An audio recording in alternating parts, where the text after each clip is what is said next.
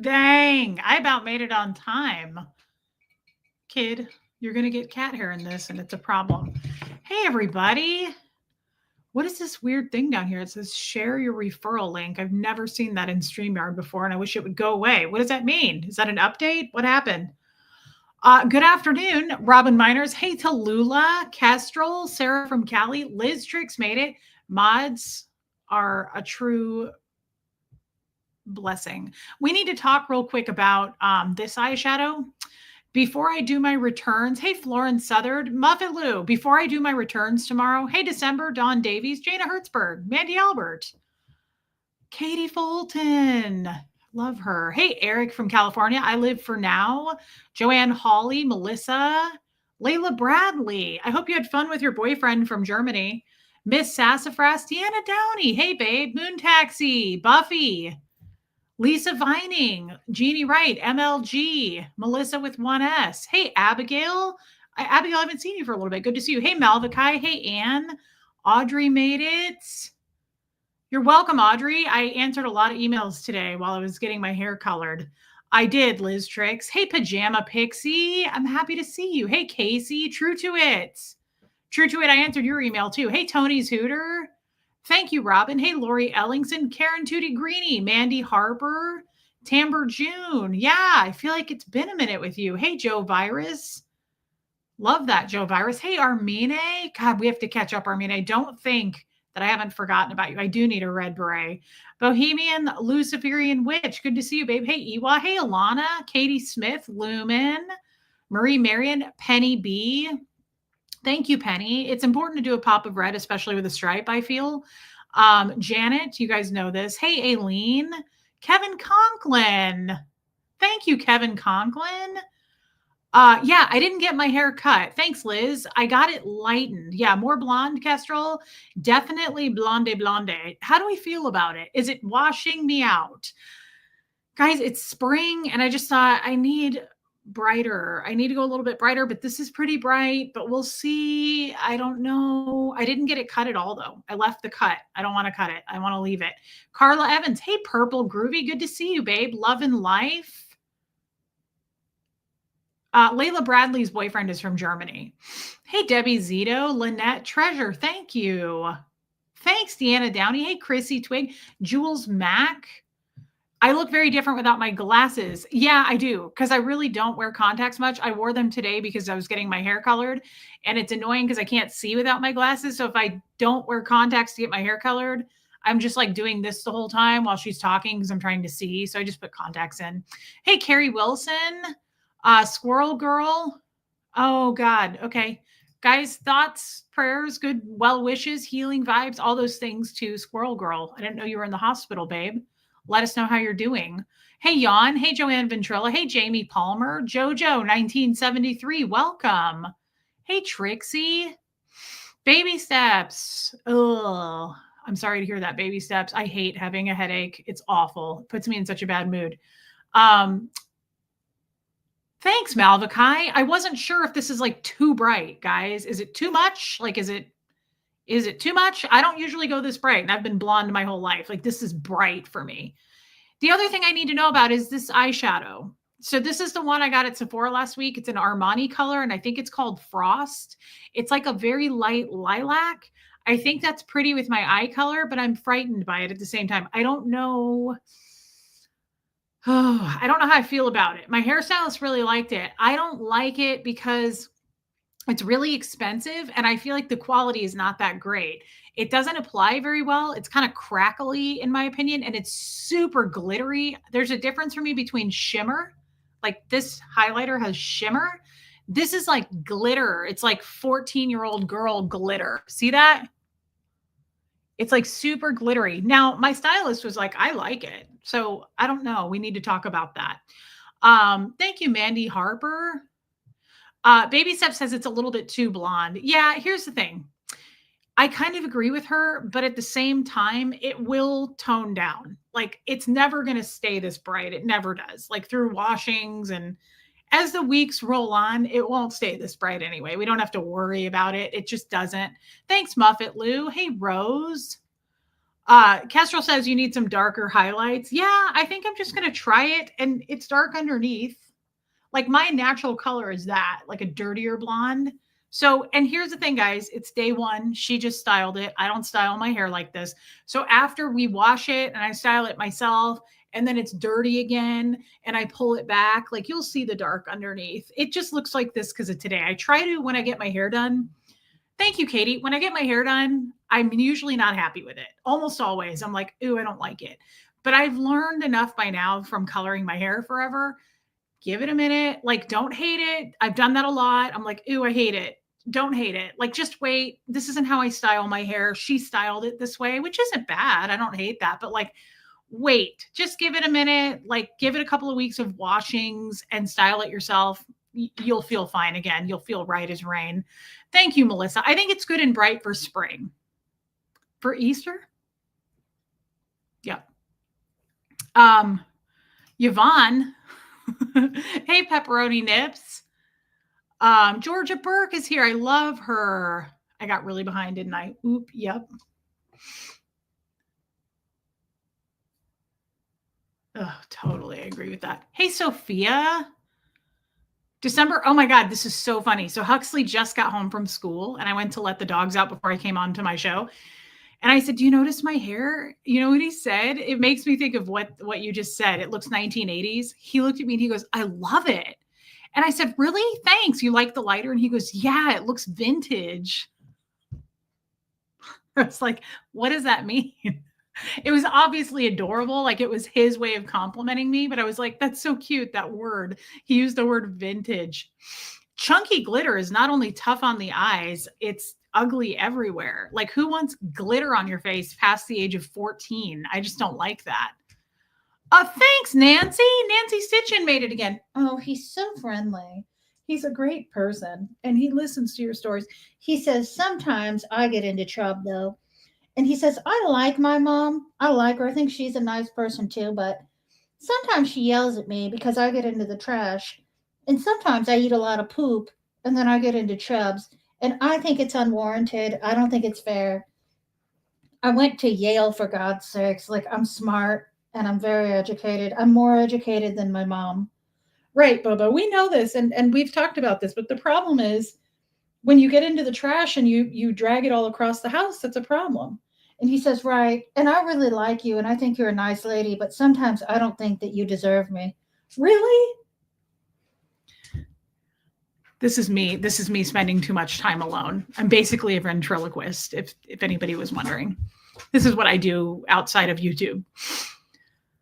And that's why I'll never get a boyfriend. Hey, Real Life School. Thank you, Lori Ellingson. Thank you, Tony's Huta. Tampa A, Rose, thank you. I'm super behind. Yadira, are you mad at Moon Taxi? That would be weird. I hope you're not. Hey, Rogue Hedgie. You're in Chicago. I love that. Hey, Vicky Andrews. Yeah, first day after being blonde is always super bright. Robin W. Yes, I agree. Nancy, you little sweet angel wing. Thank you for gifting memberships. I love when you guys do that. Nancy, thank you. Hey, Lee Sane. Nancy, I'm just glad you're here. Vintage.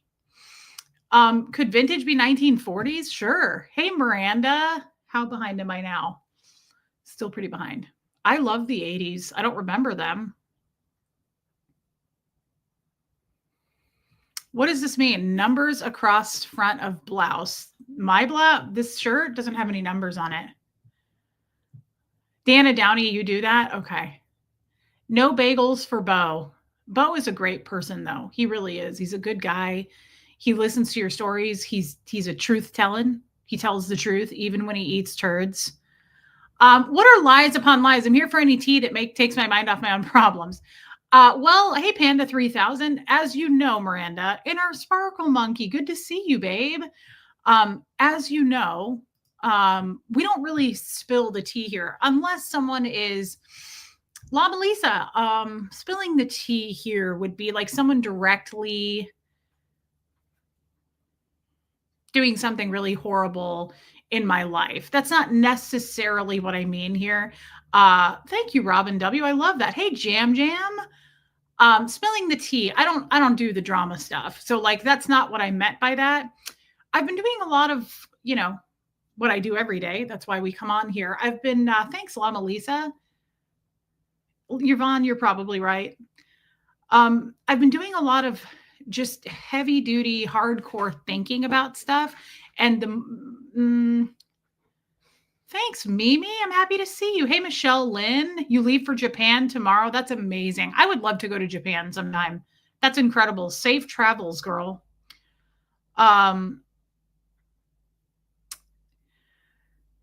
This is one of those streams today where, yes, Lumen, exactly. This is one of those streams today where I have the concept. I don't quite have the words yet. So this is, hey, Meredith Lynn. Thank you, babe. This is hard for me to get this out because I know what I'm thinking, but I don't know how I want to say it or how to say it.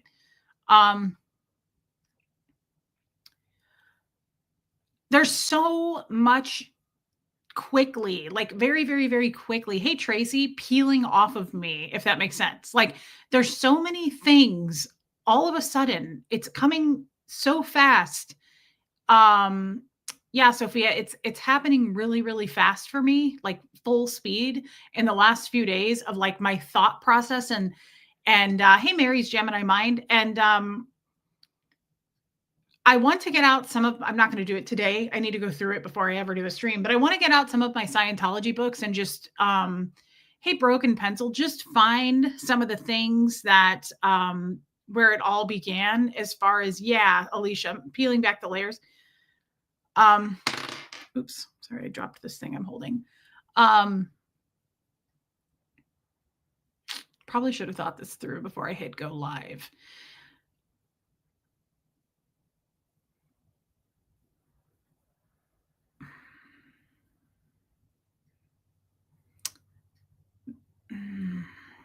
There's so much. The reason I'm hesitating is I'm like, it's all piling on me at once. And I'm like, where do I, how, like so many different parts of my life. But let me just start with this because this is what came. Cheryl Roberts, this came to mind first. I have been there's so many things. Hey, Debbie, so thank you. There's so many things in the last like 48 hours even that okay, Katie, we need to know more about that. Okay. We're going to need to know a lot about that. And you have my number. I don't know why you haven't texted me more about that. I'm concerned. Yeah, Sophia, I agree. Okay. So there's the last couple of days I've been really thinking about this. I have been as outspoken as I am because I feel like, hey, Raymond, what I'm about to say, you're going to go, no, you're pretty outspoken though. Like you think for yourself, but not really. Miranda, no, you're fine. The truth is I haven't thought for myself. This is the very first time I'm thinking for myself, and it's incredible. And I feel so different. I feel so different. And I feel so this weird, we talked about this yesterday, but like peacefulness, but not so much peacefulness. Hey, Ms. Withholy. Hey, just as I am. Carrie Ann. Not just peacefulness. Thanks, Raymond, but maybe some reassurance, not serenity, empowerment. Bella, that's a good one. Independence. Yeah. Probably independence and empowerment, but like this reassurance too, to a degree. And what I'm trying to say, and again, I have the thought, I just don't know how to put it there. I'm looking at it. I just don't know how to say it. Not so much contentment. I haven't thought for myself, and I didn't realize until this morning. I think I realized it this morning that I have been in such a state of fear. I do say what I want to say, but I have always been careful, really nervous. Hey, Lydia, like nervous and afraid of always breaking the rules and not following the rules. It's not coming out right. It's the word that comes to my mind right now is authority, authoritarian. Like, that's where it all began. It all began, hey, Sassy, it all began with this authoritarian mindset from day one. And I'm seeing that now more than ever. And so Yeah, Heather Landau, but it's we started with that. Like, this is where you stand in the world. You're ugly, you're not educated, you're not very smart. Don't try to assert your dominance. Don't try to assert anything. That kind of a thing. Like, it started with that. From the moment hey, old Charlie, I understood English, it started with looking down upon me. And so I've always felt like this my whole life. I've always felt like I'm ugly. I'm not smart enough. Don't assert yourself. Stay within the lines. Be careful. They're better than you. They know more than you. They're smarter than you. Like, all of those things have constantly run through my mind with every word that comes out of my mouth. Does that sound? That's what I was thinking. I don't know if that's the words, but that's the concept. I got out what I wanted to say there. Like, I know that may sound hard to believe. I know that sounds hard to believe, but I'm just realizing it, that like, I haven't thought for myself. I've been very, very fearful for as long as I can remember. Yes, don't take up too much space in this world. Sort of like that, Nancy. But all I can recall right now is like, hey, Diana H., my dad, it started with him. And I've told you this the other day. It started with him before Scientology. He's my original and very first fear. He's a scary man. My dad, my sister, and I used to talk about how he would scream at us and we would watch his veins get really pronounced in his neck.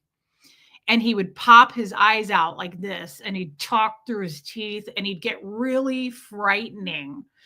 And my dad is like 6'3". He's a very tall man. And I remember like constantly being like that. And that's how I feel about life, is like this. Yeah, he was very dictator like. And so it was this constant like, oh, it's coming, it's coming. Like the authoritarian. Hey, Barbara Waite. Yeah, it's just conditioning, Karen Tootie Greeny. And I know we've all been there in some way. I'm not trying to take that away from anyone. Like, I know that everybody has something. But the reason I titled this video that, I felt very powerless, Melissa. That's a great way of putting it. I felt very powerless. But here's the thing, guys. I know everybody has something. But what I want to say is this. I realized this today. I was driving and I was like, whoa. I know everybody has something, but I can't speak to your something. I can only speak to mine. I can only tell you what it feels like from my end of things. And from what it feels like on this end is, not only was it like, right, like abusive, very like authority, hey, Donna, it was lie upon lie.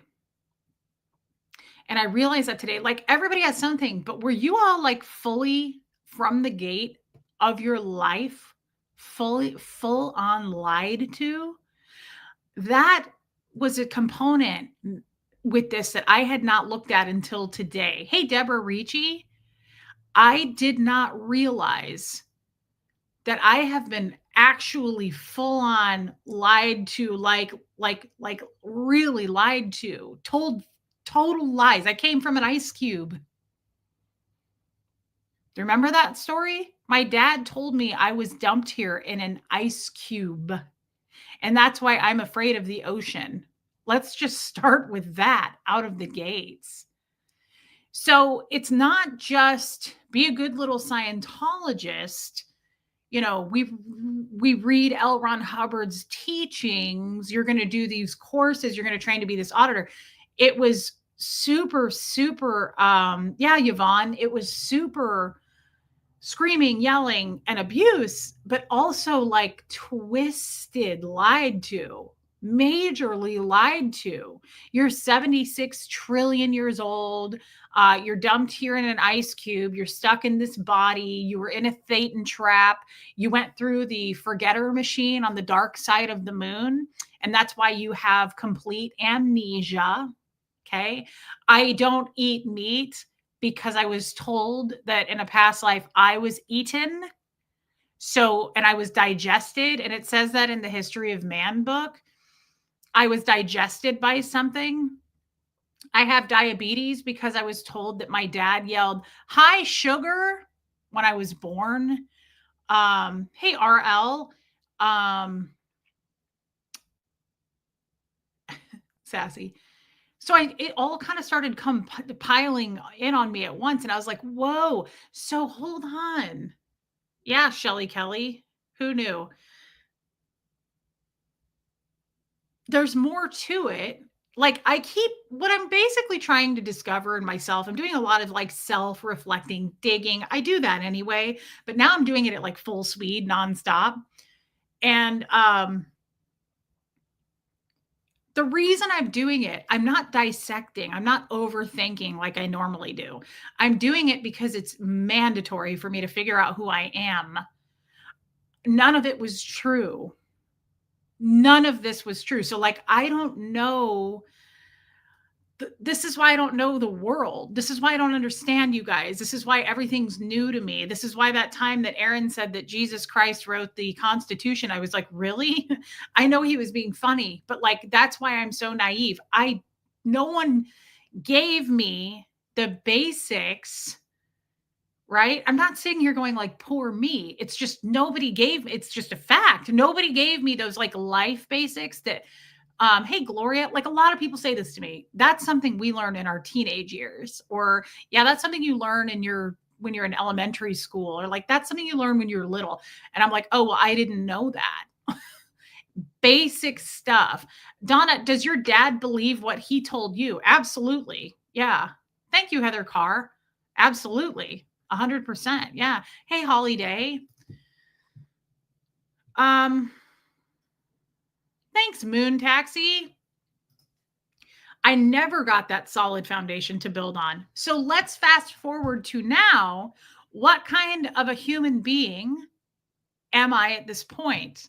It makes absolute sense to me that I am as confused as I am, that I've had bad relationships, that I have created bad relationships, also friendships, things like that, that I've made a mess of things with others, that I've allowed others to make a mess of things with me, that kind of thing. I feel less, hey, Cheryl Fraser, bad about this is what I'm saying. I feel less bad about I don't mean like what I did to people or what they did to me. Hey, Mousy, I feel less bad about like, stop being so hard on yourself is what I mean by that. Like, stop like blaming and going, you should have known better. You should have, not really, if that makes sense. Not really.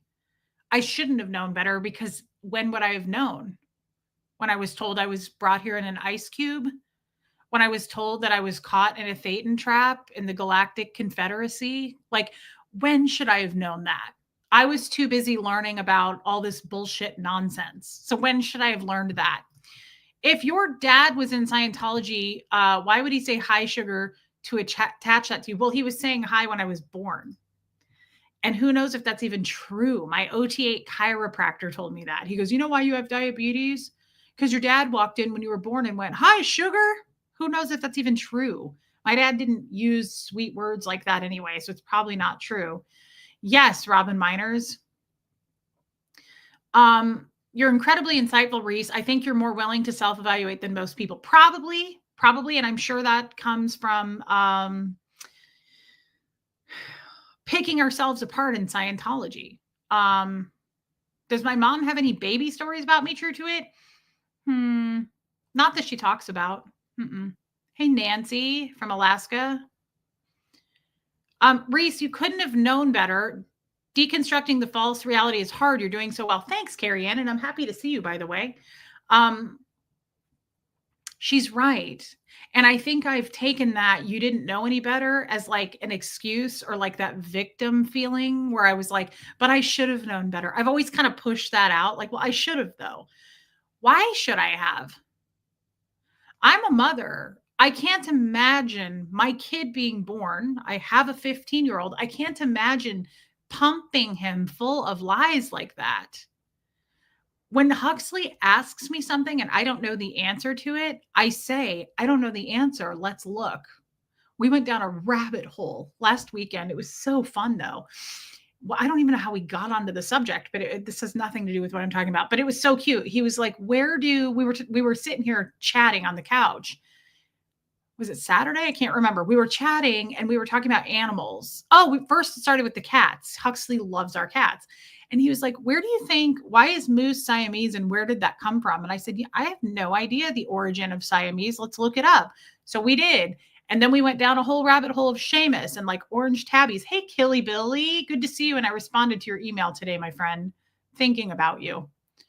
And then we looked up the origin of Bo and like where poodles came from. And so it was just this like whole thing. And we learned together, is my point. We learned together. Do you want to know what my dad told me? Thank you, twin mom. Wow. Do you want to know what my dad told me where because we all know this, right? I love animals more than anything. So when I was growing up, the one thing I always begged my dad for, I don't know if I've ever told you guys this, the one thing I always begged him for, and he let me because he didn't care because he wasn't home. I always begged him for animals. Like I had guinea pigs. Hey, Wisconsin Barb, I had ferrets. I loved ferrets. I had several ferrets. Always had like 4 cats. I always had a dog. I had a boa constrictor. I had, let's see, I had a Boston Terrier. I had my boa constrictor, a guinea pig, ferrets, cats. I wanted a pig really bad, but he wouldn't let me get a pig. So like I'm always into having animals. I've always loved animals more than people. And I grew up, those were my friends. And my life was my animals because my dad was always gone and I didn't have many people in my life. So I was fulfilled. I loved animals. I love them to this day. Like being in this room with my animals calms me. It's just very therapeutic for me. It's always been the case. Do you guys want to know what my dad told me that I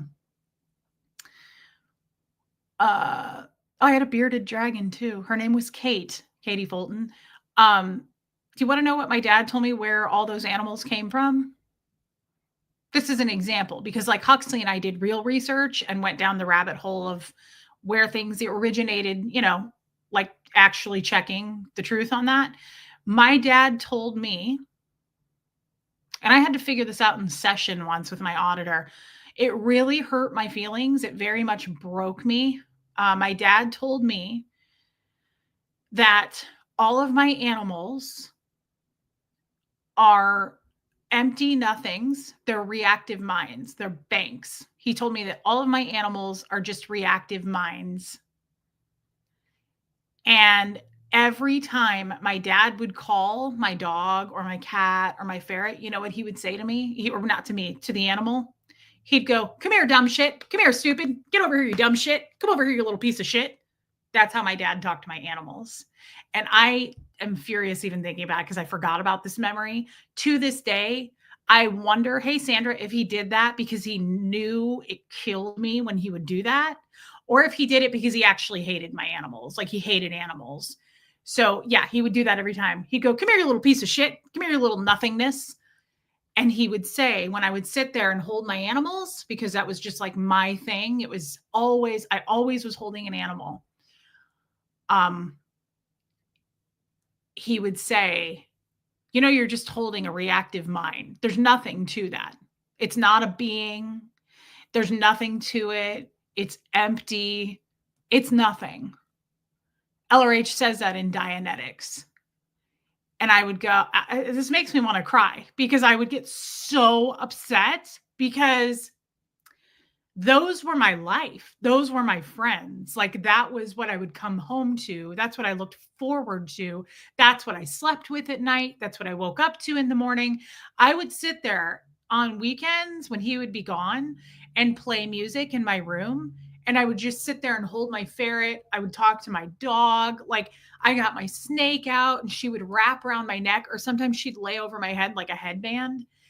And those animals meant everything to me. Like they were there for me. They were my people. And so, like, I feel that way now about Bo. Like, I feel that way. I have a deep connection with my animals. They mean everything to me.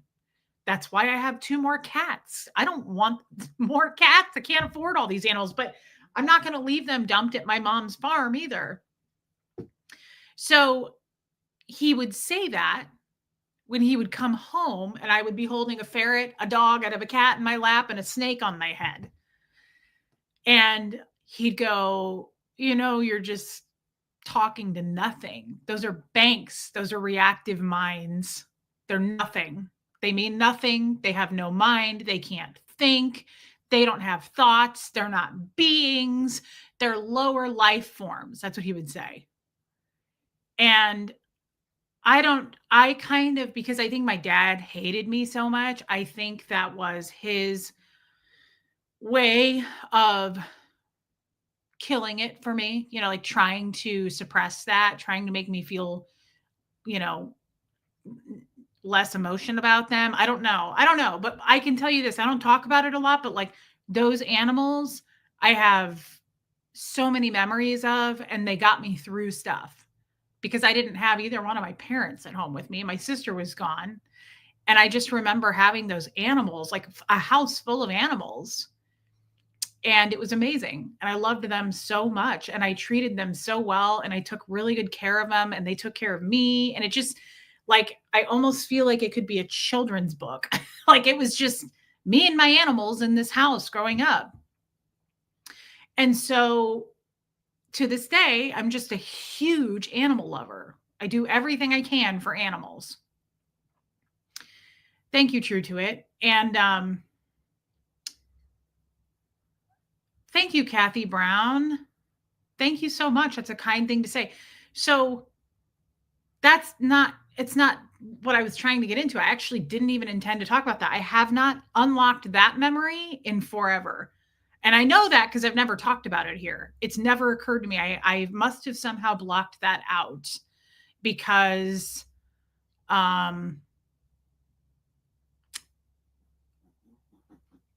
it's a touchy subject for me.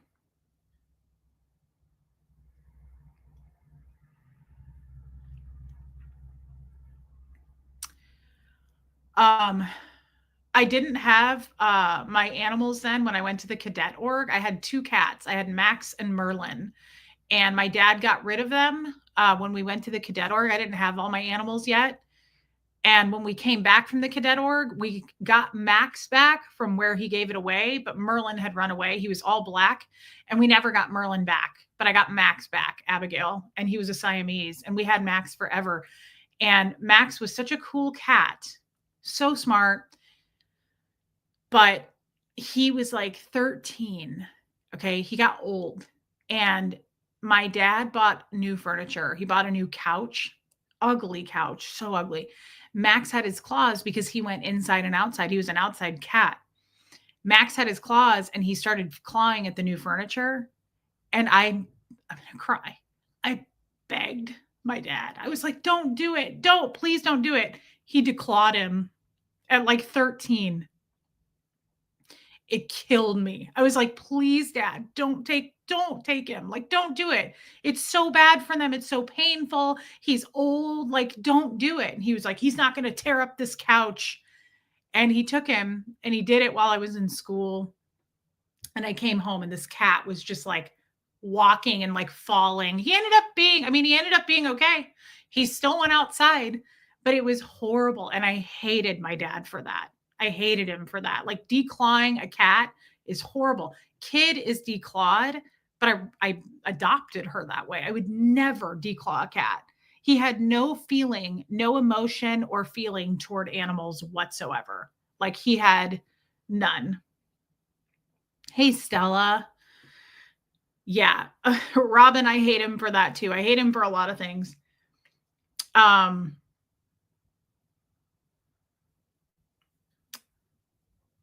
Yeah, that was a terrible story, and I'm sorry.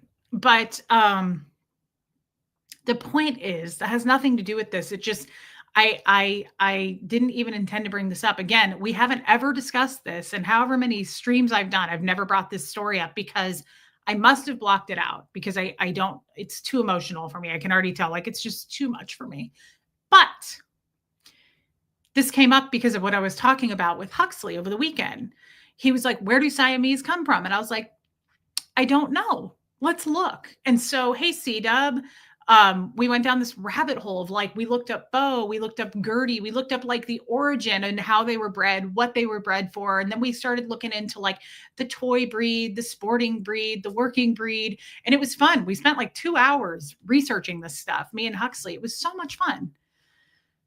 But that's a normal thing to do, I think. That's a very normal non-Scientology thing to do. She's snoozing. We just went for a walk, Buffy. That's a very normal non-Scientology thing to do. Hey, Pinch Leslie, with your child, right? My dad never did stuff like that with me, ever. I can't recall a time that he was like, let's research this together. Let's find out. Every single thing. Hey, Katie did it, went back to Scientology. So the reason I, again, lie upon lie is like, I'm realizing in the last couple of weeks how manipulated I was, and how mean, and like, I'm starting to see why I ended up with the men I ended up with. I'm starting to see those things little by little. Every day I kind of discover something new.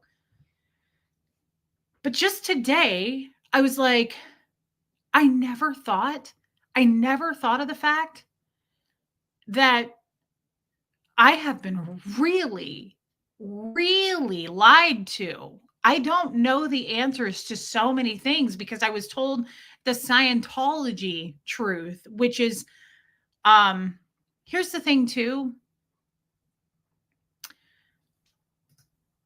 Anyone who hates animals tells you a lot. Oh, 100%. If you hate animals, my mother-in-law, Brenda, she did not like animals, like at all. Like when she would come to my house, thank you for your super chat. She, like my cat or my dog would, like Gertie would jump up on her and she'd be like, okay, ooh, get it off. And I was always so turned off by that. Yeah, Bob, I agree. Like I was always like, why do you hate animals? Like, but I think that has everything to do with super programmed Scientologists. That doesn't mean that all Scientologists hate animals. I didn't know of any besides my dad and Brenda. So that, take that for what it's worth. I don't know of any others, but I'm sure there are more because of what L. Ron Hubbard says. And so he would say that, you know, animals are just a bank. They're nothing. There's nothing to them. They can't think. They're low on the scale of life forms. Like, yeah, really awful. But besides that, it's, I don't know how to put this. It's one thing to, I don't know how to say this. I don't know. Let me think. Just let me think for a minute because I was kind of thinking of it in my car and it made sense to me then. Hold on.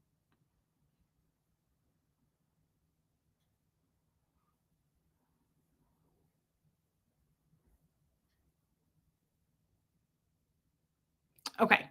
I think I got it. I'm going to use my recent breakup as an example, not a Scientology situation.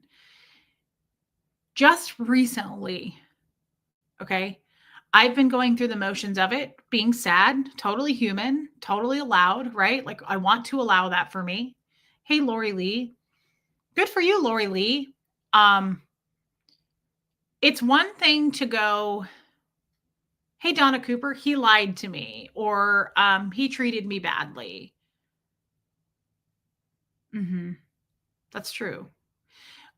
But it's another thing to I'm starting to, in the last probably 48 hours, I'm starting to see the bigger picture. Like I'm stepping way back.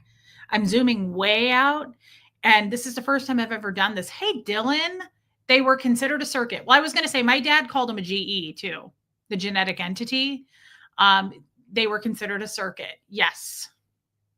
Dylan is an ex-Scientologist. We love Dylan. He is right. They're called circuits. I just wasn't going to use that word. But yeah, they call them circuits. My dad called them a bank. He called them a GE. all those things, but they just were circuits. That's right. So, I'm trying to think how I want to say this. I have the concept. I don't know how to say it. I'm starting to see things in a very different format as far as like the breakdown of it. What's the word? The like the formula, the equation. I'm starting to see things differently. Hey, Peggy Collins. I'm seeing like the full formula to stuff versus just the nitty gritty, like the details of things. I tend to zoom in on the details of things, if that makes sense. Like the hate that used to bother me, like people who would go and say things about me.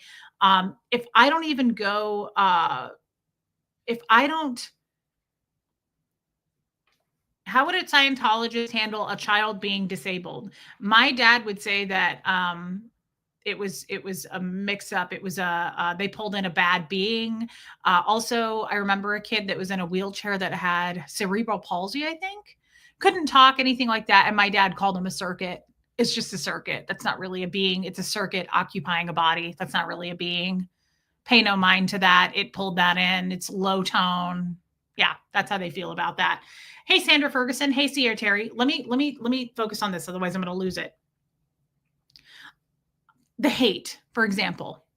I was zooming in on that stuff when people would send it to me, and I would go, thanks, Sean's wifey. I would go, why? Why did this one person, thank you, ham sandwich. Why did this one person say that about me? That's not true. Let me just give you an example because I'm kind of all over the place right now and I realize that, but hold on, stay with me, okay? Let's switch over to this subject. So one person will send me something and go, did you see that this person made this hate video about you? Did you see they wrote this about you? Whatever, okay? Whatever it may be. In the past, I'd fight it. In my head, I'd fight it. And I'd go, that's such crap. It's a lie. It's a half truth. They know, if they even watched for a second, they'd know that's taken out of context. If they, that's not true. Huxley this, whatever. So I was zooming in on that person, that one person, that detail, that one thing they said, that one video they made, whatever it is. I would zoom in on it. And now, Nasty Nathaniel, I'm happy to see you. Now, I look at things very differently. I look from up high. I zoom way out, and it's no longer that one person to me. It's a whole, they're in a pool. Hey, Cliff Ann, they're in a pool together. Like it's all, hey, Catherine B, it's all the same thing. It's not making sense, is it? I'm not focusing on that detail anymore. That detail means nothing to me. If someone writes a lie, says a lie, makes fun of me, whatever it may be, I don't focus on that anymore. It's not zoomed in for me anymore. It's zoomed way out. And I'm like, yeah, it's an equation and I've figured it out. It's a formula. Bird's eye view. It's easier to see from afar now. I look at it and I go, yeah. So like, and we care about this. Why? Why do we care about this? Like, why does this make any difference to any, like, why does this matter? What, like, I just don't look at things the same. It's all a lie. It's all to produce chaos, misdirection, deception. Like it's a formula at this point. It's an equation they're using. It's a math equation they're using. Like, okay, we mix in this recipe. We got some deception, throw in some theatrics, chaos, mass chaos, lies, mix it all together. Okay, good. Throw it out there. They're going to confuse them and they're going to hate Reese. It's a formula. I don't look at it the same. It's not a detailed thing to me anymore. Hey, Rose, it's just very simple to me. I'm like, oh yeah, that's okay. I mean, it's very like weak. It's just weak. I don't care. So that's the same thing. I may be wrong, but I feel your dad controlled by Scientology for power. Tommy was selfish and chose to deceive you for his own goals. True? Yes. But there are a lot of similarities there. So that's what I mean by that was the example of hate. I'm doing the same thing with Scientology. I'm zooming way out instead of picking through, like, I feel like in the past, my way of doing things is to zoom in on that thing. Hey, Jolie, and zoom in on that thing and then pick it apart, dissect it. So like, why did my dad do this? Why did Scientology, but what, it doesn't matter. Like, that's not the equation. Zoom out, because that's the whole goal. That's the whole chessboard. You're just a piece. It's not that serious and it's not that important when you look at it that way to me. Like, when you look at it from afar, oh, it's okay, ham sandwich. You're not starting any drama, and I don't have anything to do with Tommy Scoville. So we're good. But thank you. I don't know if I like the way she styled my hair. I don't know. Okay. Yes, old Charlie. They controlled the narrative. Hey, Skipper. So like, when you zoom out, instead of going, why did they do this? Why did they do that? This never made any sense to me. I was told this. This was a lie. Like, picking it, thank you, ham sandwich, picking it apart will take decades to heal. Then it's going to take forever for me to heal if I have to go through every single thing. Thanks, Debbie. Right? Like, if I have to go through every piece of my breakup with Tommy and go, did he lie about this? Was this true? This was fun, but this wasn't. Remember the time he did this? Who gives a shit? It's all part of the same recipe. It's way bigger than that. You don't need to dissect it. You're not going to get to the bottom of it doing that, and it's going to take you forever. So it's the same thing with the hate. They're all following the same formula. I don't need to zoom in on one person or one topic or one video and go, now why? Who gives a shit? I don't have time for that anyway. Like, I'm not going to heal faster because I'm learning about why this person said that. Like, it doesn't matter. It's just a formula they're following. It's just an equation. That's all you need to know. You don't need to know anymore. I don't watch it. I don't read about it. And I don't care. It's the same thing with Tommy. Like, he used lies and deception to fucking smoke and mirror show me. And I hook, line, and sinker bought it. And now I know better. Thanks, Maggie Blue Skies. It doesn't matter. It's not a quality human situation. It's not. Why are we even questioning it? Thank you, Moon Taxi. Not necessary for healing either, Skipper. You're absolutely right. It's not going to help me. Hey, Tymark. You should use the mob picture in all thumbnails. That's hilarious. I really did look like Christopher Moltisanti yesterday. That's funny. Thank you for your super chat, by the way, Skipper. It's all in the same toxic category. Now, that may not work for others, but right now that's working. I'm getting stronger and I'm thinking clearer by looking at it that way. It doesn't matter what one individual does to you. You're going to have tons and tons and tons of individuals do things to you throughout the course of your life, which hopefully is very long, right? If we spend all of our time externally trying to figure out, but why? Like, it doesn't, I don't know why not. People do. Hey, Rhonda McNeil, people do things because they wanted to. Done. Close the book. Why? Because he wanted to. Because that's what he's been doing his whole life. Oh, Buffy the Sopranos is amazing. Why do the haters make videos and say hate about me? Because they want to. Because they believe in that. They're big believers in the fact that I'm a liar, I'm a grifter, I'm a fraud, I'm a bad mother. That's perfectly okay. There is room for them to do that. We wish them well and respect their journey. And I'm not making fun. You're not going to get me to fight you back. You're not going to get me to mention you, to hate you, any of that. I wish you well. I don't care. I'm not going to follow whatever it is that you put out there. You're just a poet trying to write, just like I am. That's what content creators are. We're poets trying to write. And I don't do hate content. So you do that. There's room for it. There will always be room for that.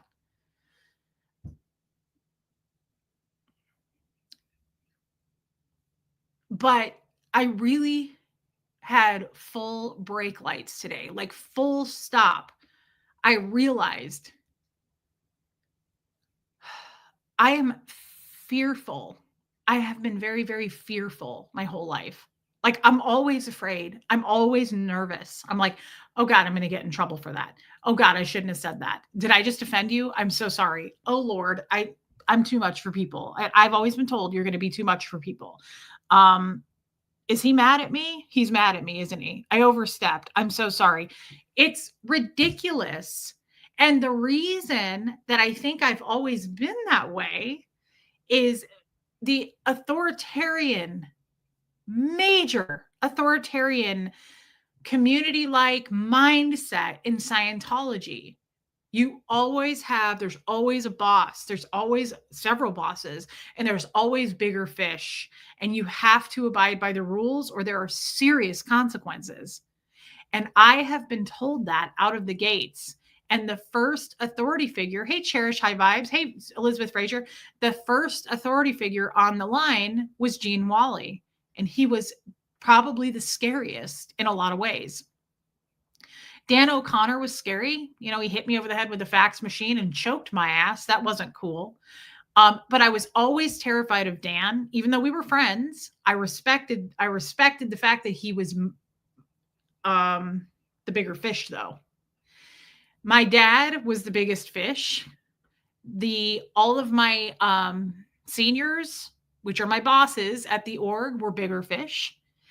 And the problem with that is they assert that authority so hardcore. You will follow these rules or there are immediate consequences. You will be up all night here scrubbing toilets with a fucking toothbrush. You will be treated like absolute shit. Wendy, this is from Target. You will be treated like absolute shit for a very long time until we decide that you can enter back into this group. And when we decide that, you have to give me a piece of paper and I'm going to sign whether I approve or disapprove.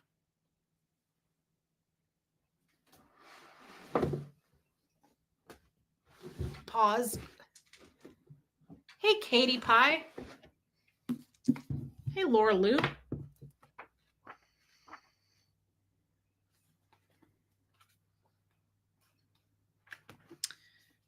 So let's do a liability formula because the liability formula is where is it? Thank you, baby steps.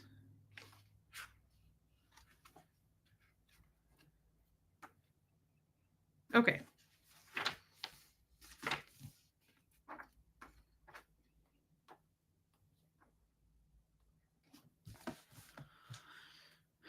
Hey, no one. The last few days of watching you has been phenomenal. Thank you. You are processing so rapidly. The floodgates have been open for you. It makes me so happy for you. Be gentle with yourself as progress is in a straight line. She's absolutely right. Baby steps, you're totally right. For whatever reason, I'm on a roll and I'm going with it. I'm sure it will slow down and I'm sure that I will hit some bumps, but you're right. Like the truth is really, really coming in on me. I'm sure it's God and Fred working with me because I've been asking for this. And so much is coming to light for me. And why it took 2 years, again, I don't know. But I think what Sophia said yesterday was very profound. You have to, hey, Don Moore, you have to process this stuff in order for it to come out, right? Like this is why I can't stand people who are always right and always blame and point, and they don't self-reflect. They don't work on themselves. They don't grow. You're never going to get truth answers, learn about yourself. This is amazing. As hard as this work is, and it's hard to confront and deal with, and it's hard not to cry, and it's hard to know that I have been part of a magic show my whole life, but it's amazing to do the work, swim through this mud, and figure it out till it's clear. And that's what's happening. And so it shocks me when people are like, oh, I'm good. I'm healed. I'm handled. I don't have anything wrong with me. It's all you. What? Don't you want to get better? Don't you want to be a better person? If you do, you have to do this stuff. I don't get it. But thank you for your super chat, and you're so correct there. Can't imagine org life. Oh my gosh. Thank you, Tara Jackson. It's a lot. It's a lot, but we're getting there, and it's worth it because I have you guys with me. I have 460 people with me. I'm going to read this to you because this is something I lived most of my life in. Okay. This is the liability formula. This is lower conditions. Hey, Jenna from Cali. This is lower conditions. Okay. This is the lower conditions. This is where I lived most of my Scientology existence. Okay. Below non-existence, which is the next condition up. Hey, Liz. This is also a human response. We have all done it. For example, I woke up this morning going, was I too much in the stream yesterday? Did I say too much? Did I offend Reese? So we all do it. You just had training. Wow, Liz, you know that would never happen, by the way. But thank you. No, Liz, you lift me up. Thank you, Shannon C. And Liz, thank you for your super chat. But no, never, Liz. Don't ever think that. But I appreciate you saying that it is a human reaction and response. And that makes me feel a little bit better about things. I think if I was in Scientology, I don't think I'd ever open another book after. No, it's very helpful for me to go through this stuff, actually. It peels back the lies. Thank you, Trish Griffin, for your super sticker, babe. Okay, so below non-existence, which is the next one up, there is a condition of liability. The being has ceased to be simply non-existent as a team member and has taken on the color of an enemy. That's where I've lived most of my life. Hey, Marlene, the being has ceased to be simply non-existent as a team member and has taken on the color of an enemy. That's where I did most everything, was in liability. It is assigned where careless or malicious and knowing damage is caused to projects, orgs, or activities. It is adjudicated that it is malicious and knowing because orders have been published against it or because it is contrary to the intentions and actions of the remainder of the team or the purpose of the project or org. Hey, DNV. It is a liability to have such a person unwatched, as the person may do or continue to do things to stop or impede the forward progress of the project or org, and such a person cannot be trusted. No discipline or the assignment of conditions above it has been of any avail. The person has just kept on messing up. Hi, I'm Reese.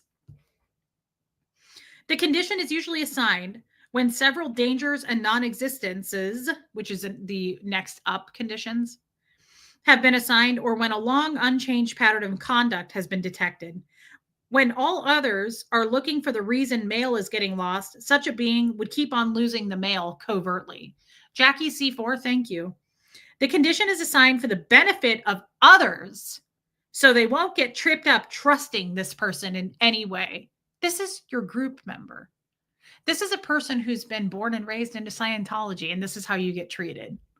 If they feel like you're a liability, you get assigned to this, and you are no longer a part of the group, and you're treated like absolute shit. This is how they treat you guys. I did, Don Moore. So this is the liability formula. It's very simple, but it takes usually 6 months to a year to get out of. For me, it did. Decide who are one's friends. So you have to write all this down. So when I do a liability formula, I have to decide who my friends are and list them out. Number 2, deliver an effective blow to the enemies of the group one has been pretending to be part of despite personal danger. Sounds pretty serious. 3, make up the damage one has done by personal contribution far beyond the ordinary demands of a group member. So this is where this is where Brenda is, Kestrel. Yes.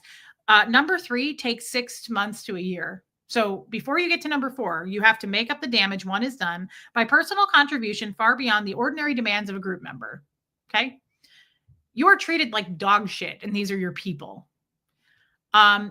Did you listing who your friends are on lower conditions mean they would be pulled in and questioned due to that? No, absolutely not. No, you're supposed to list everybody in your group. Those are my real friends.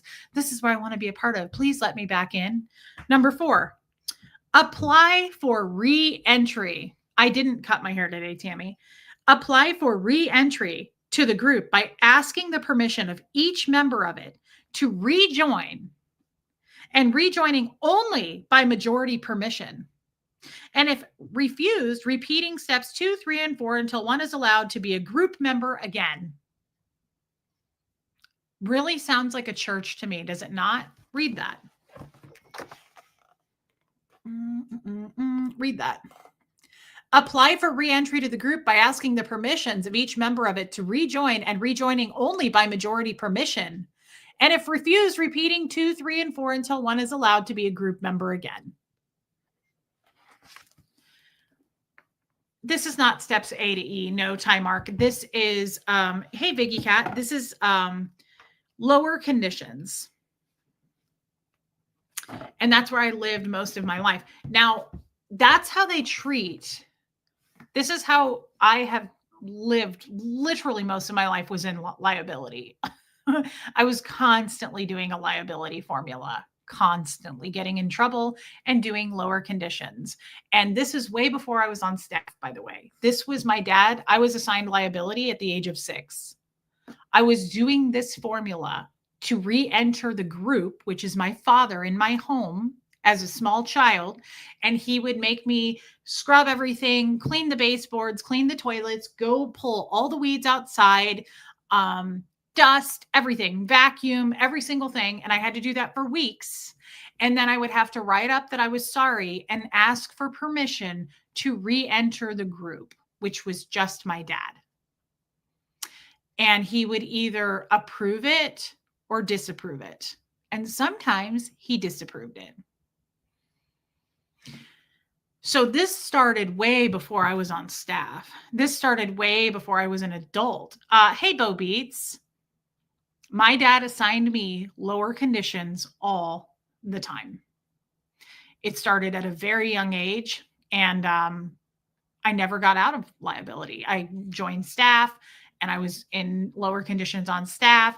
I was in lower conditions in the Sea Org. I never, thanks, Viggy Cat. If you don't get approved, you get rejected. And it says right there in the formula, keep reapplying for re-entry of the group until you get approved. And then if you get rejected, you just have to do more work. You just have to go back and do months more worth of work. Hey, Richard Sparks. Thanks, Copper Top. So that's a serious, even that. Did he ever grocery shop for me or just send you with money? Both. So sometimes, hey, solo traveler, sometimes my dad would take me to the store. We would go to the store down on Leavenworth, and sometimes he would take me. Sometimes I would walk. It wasn't that far. And there was do you guys remember Town and Country? There was a gas station like 3 blocks from my house called Town and Country. And he would leave money on the table, and I would go up to the gas station and buy stuff. Like I would get cereal there, and I remember getting milk, and then I would buy like some candy. I would usually get some kind of candy, and like just I bought Snapples to drink. Like sometimes he would take me to the store, and sometimes he would just leave me money, and I would walk up to Town and Country. My dad kept me around to do chores. Absolutely. I did my dad's laundry like the second my mom left. So yeah, I was doing lower conditions from a very young age. Guys, this isn't like a sob story. I'm telling you this. Hey, Leo, where is Tommy? He's over on his channel, most likely. Hey, Caroline.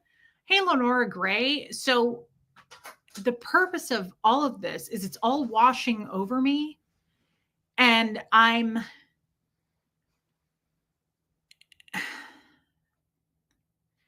first of all, like it blows my mind because I'm like, I can't imagine treating Huxley that way. I am a parent now.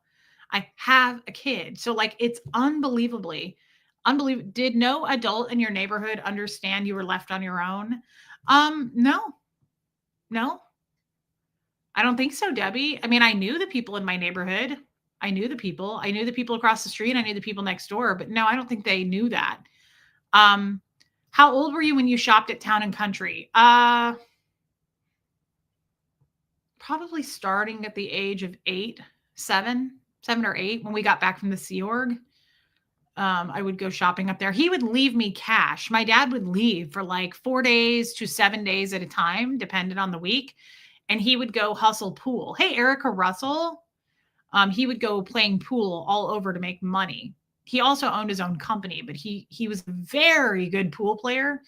Um, and so he would leave cash when he would leave for 4, 5, 6, 7 days. And he would leave me a lot of cash. Like usually he'd leave $100 bill on the table. And I would either walk to the actual grocery store. I only did that a couple of times. That was a ways, and it was hard to carry that stuff home, right? Like if I went and had to walk back, it was a lot of stuff. But I walked up the couple of blocks to Town and Country, and I would buy stuff there.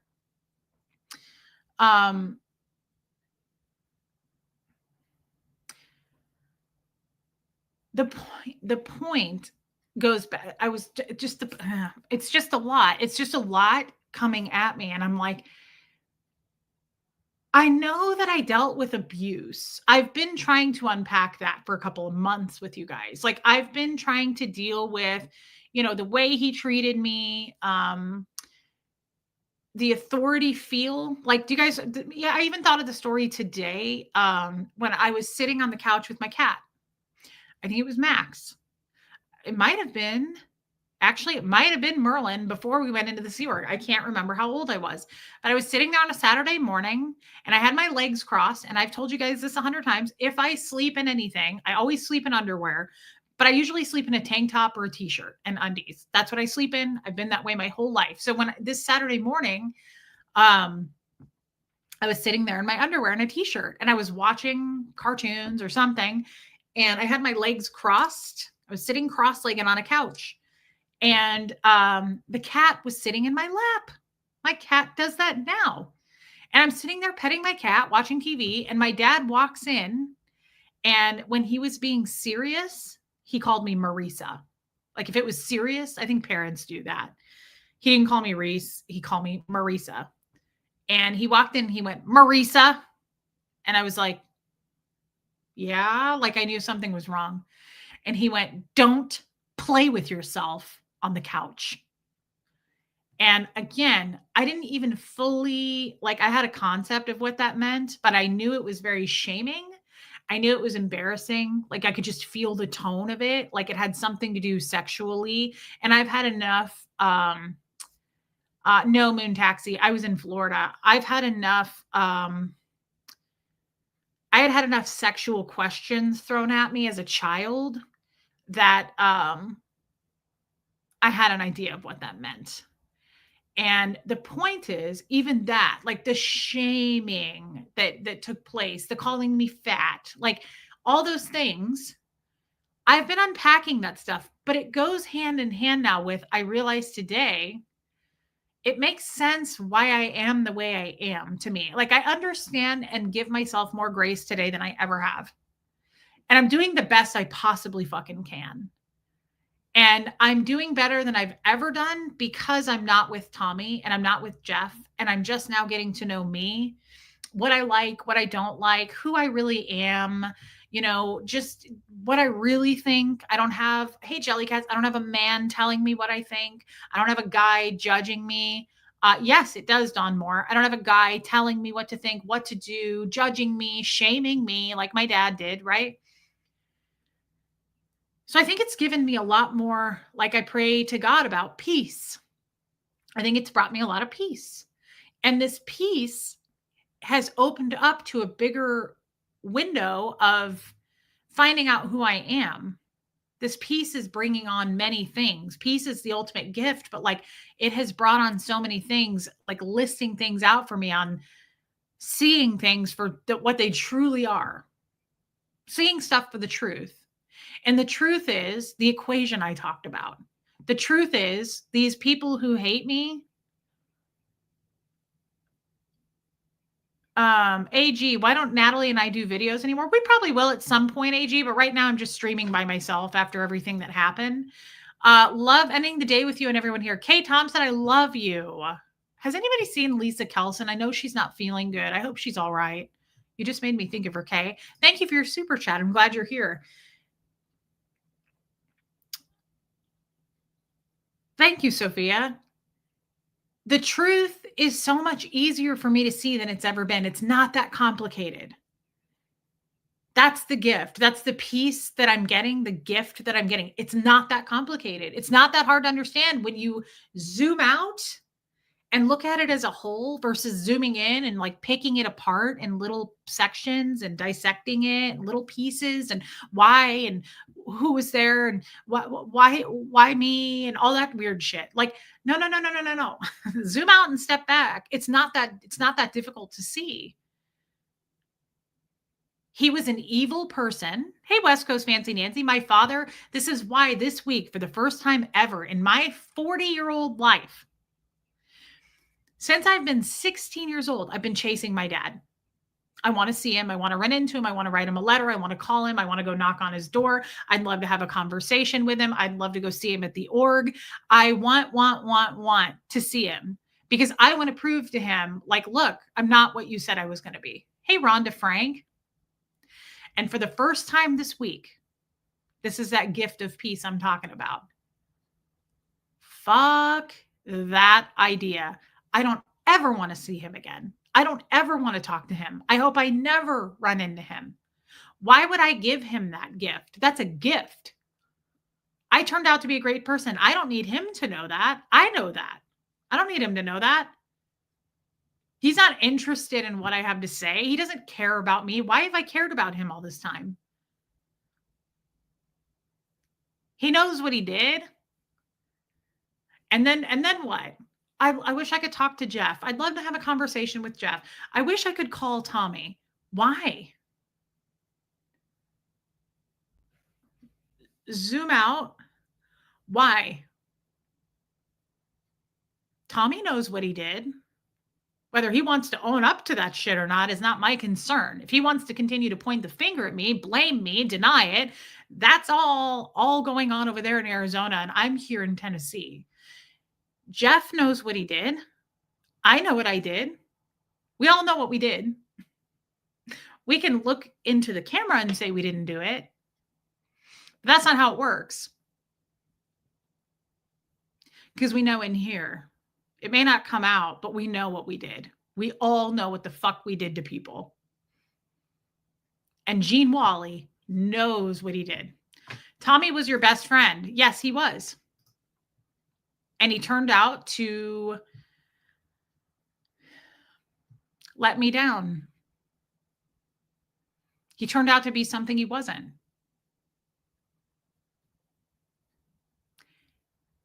But make no mistake that that wasn't an accident. Like he knew he was doing that. What exactly do I want to have a phone conversation about?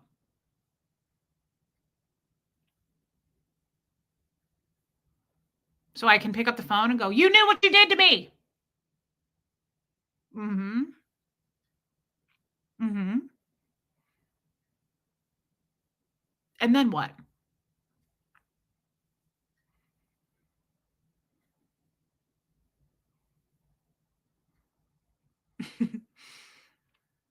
Look at the full equation.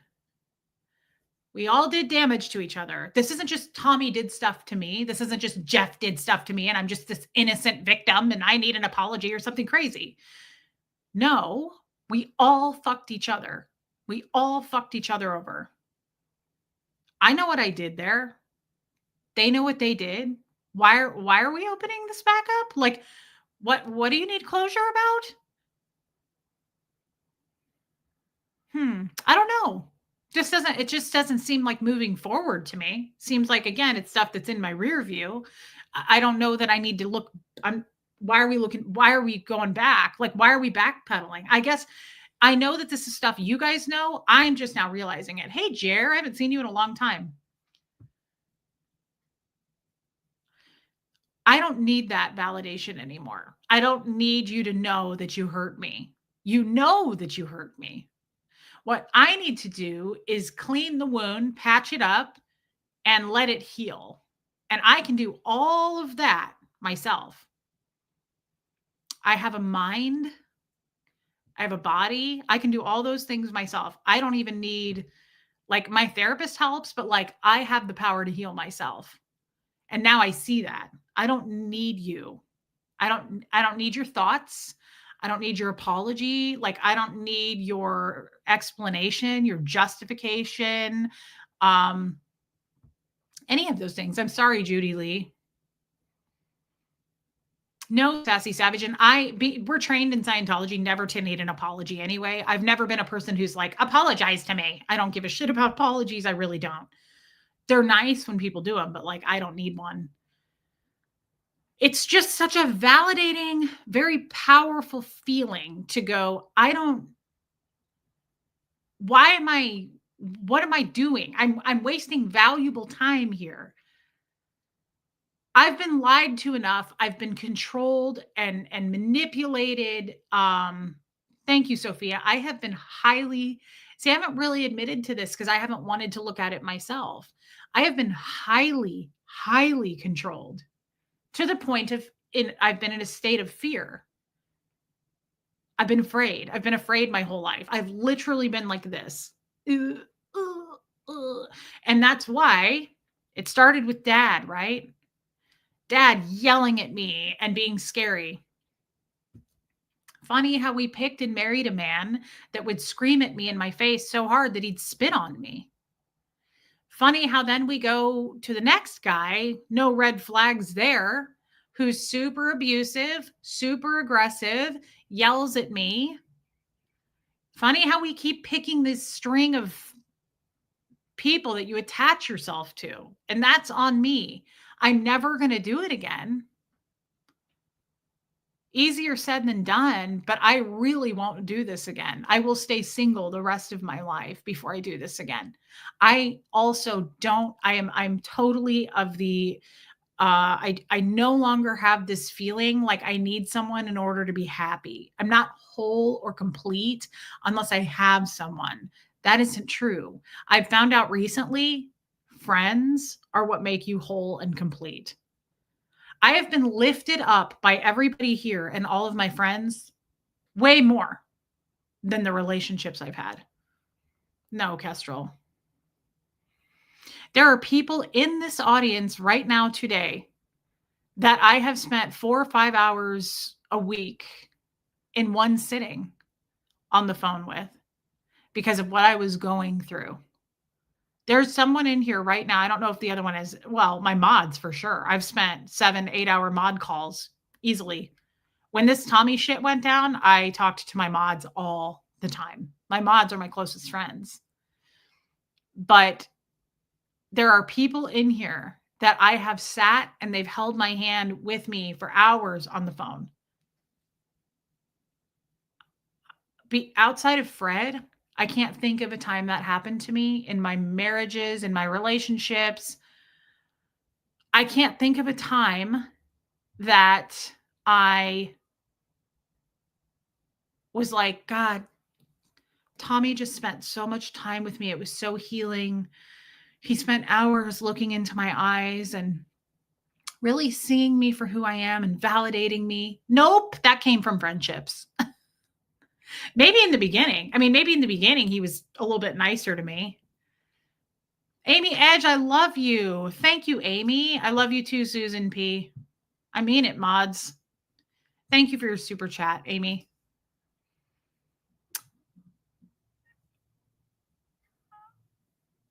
Jenna from Cali. I was very attracted to Tommy. But it was his confidence I was attracted to. That guy was super confident. It was a turn on. Why? Hey, good vibes, because I had none. I wanted some of that confidence. I didn't have any. And again, I'm thankful for Tommy. Let's not mix this around.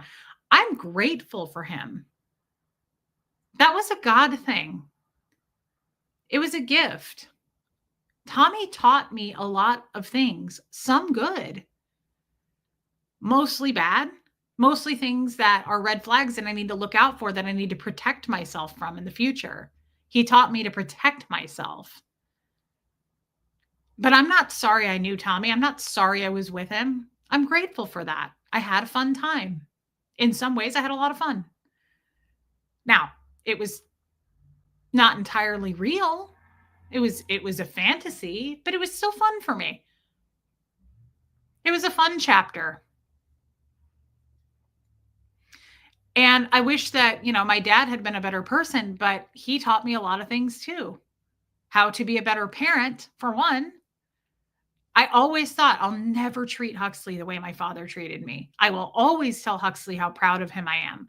I will always validate Huxley. I will always hug him. I will always tell him how much I love him. And I do. Because I didn't get any of that. So these people taught me some things too, right? Yeah, sassy.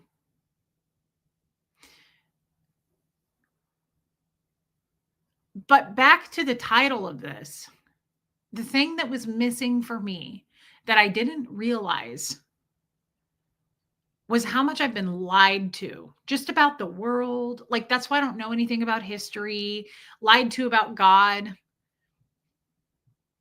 Your mods have your back always, but you know that. Thank you, Shelly Kelly. And I do know that. Nothing feels better than having mods. And thank you for your super chat. Like, these are my closest friends, but like, I know it's amazing to have this big of a group of people that protect me. I have mod calls with these people sometimes until 2, 3 in the morning. It's not unusual or unheard of. We will talk and talk and talk. It's like our Zoom calls. And it's incredible when I think about it because I'm like, this is a big group of people. A big group of people that I can trust, that I know I can trust. It's pretty wild. It's pretty freeing. It's pretty peaceful. It's pretty powerful knowing that. But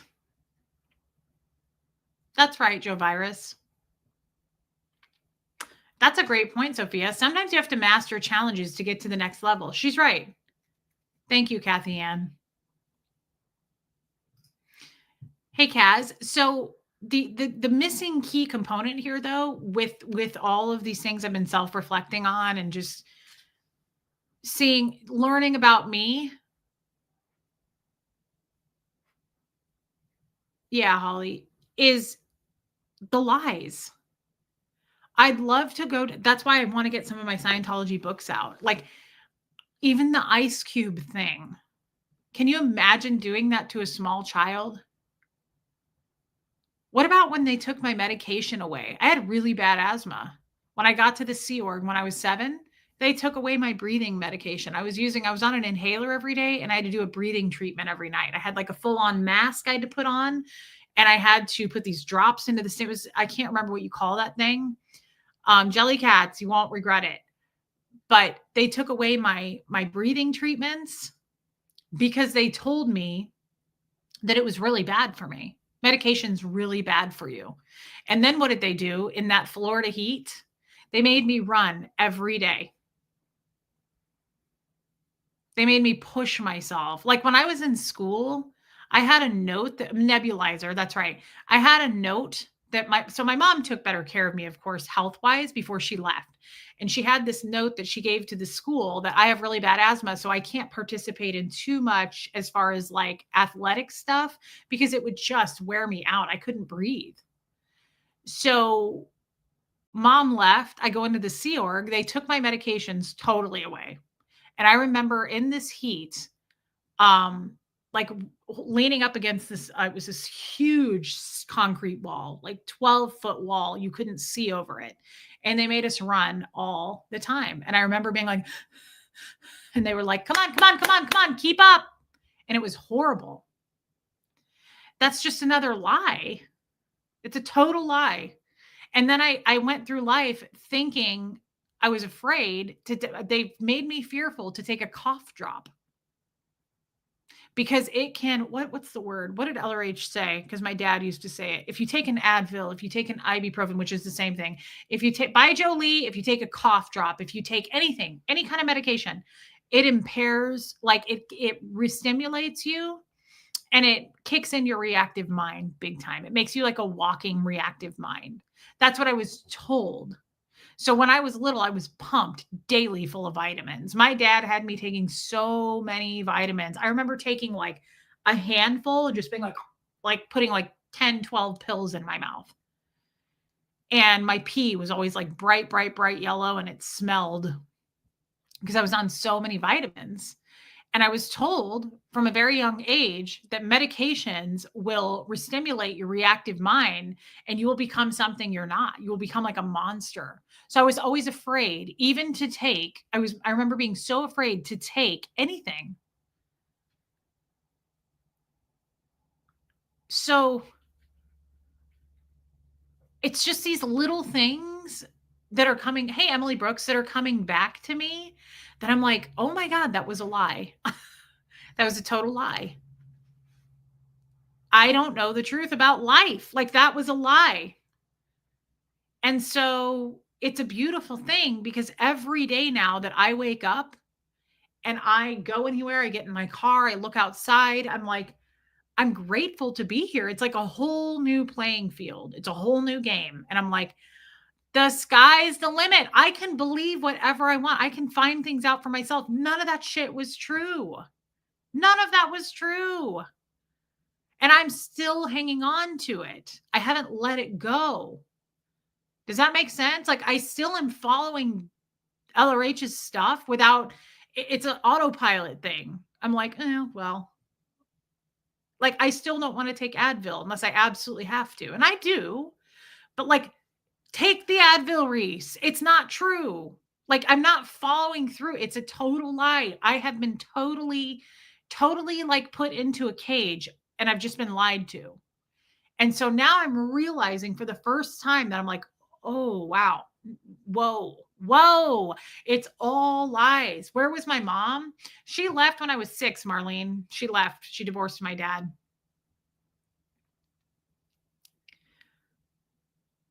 Yes, you're also learning the difference between a white lie and a deep, dangerous lie. These were deep, dangerous lies, in my opinion.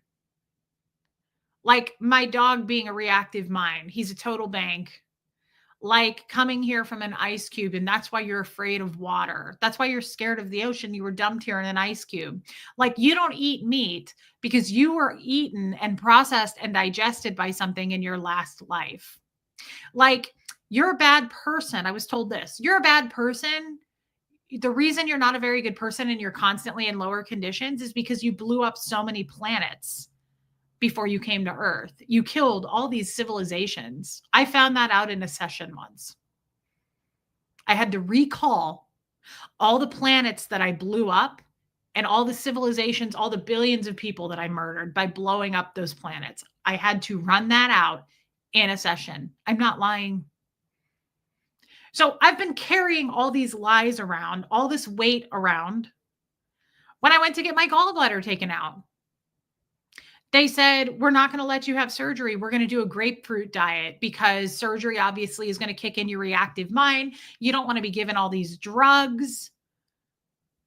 I believed all this shit. And now I'm just walking around going, well, I mean, yeah, there's some trauma there, but no, you were seriously lied to, girl. Like, that's crazy.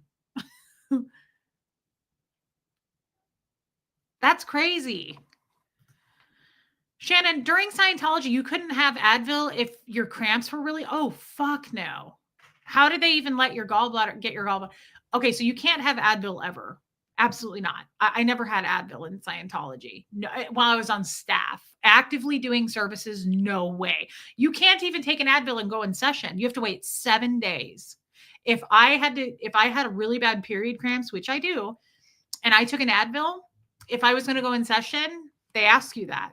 And I wouldn't lie. So I was like, yeah, I can Advil on Tuesday. They'd go, okay, we can't go in session.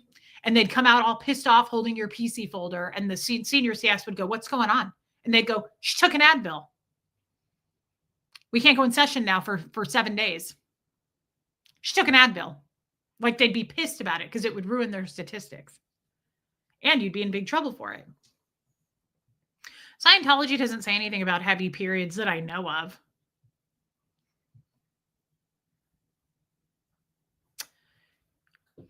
I mean, there's stuff I don't talk about that's just insane that like just sits with me. I don't think about it anymore. But like blowing up other planets, the Galactic Confederacy, Target 2, like all these things that we're doing that we're going to go to. The fact that I was sent through the Forgetter, the dark side of the moon, I was sent through an implant processing machine. And that's why I have amnesia. The fact that like if I don't get to OT8 before I die, I'm going to go back through the Forgetter machine and I'm going to have amnesia again if I don't do that. The fact that I have diabetes was because I pulled that in because I'm a bad person. All these things, like it's really severe and it's really heavy, and I think it's stuff that we really need to unpack. And that's why I want to get some of my books out, because I want to go back through some stuff so that I can remember and go, okay, yeah, that's not true. We're going to do our own version of false data stripping. False data stripping is something done in Scientology on the meter where you go through and you say, I'll give you an example. I've had lots of false data stripping. You go through and you say, I was told that the dinosaurs are no longer on planet Earth because an asteroid hit the Earth or something. That's what I was told. Okay. So the auditor is going to go, obviously that's false.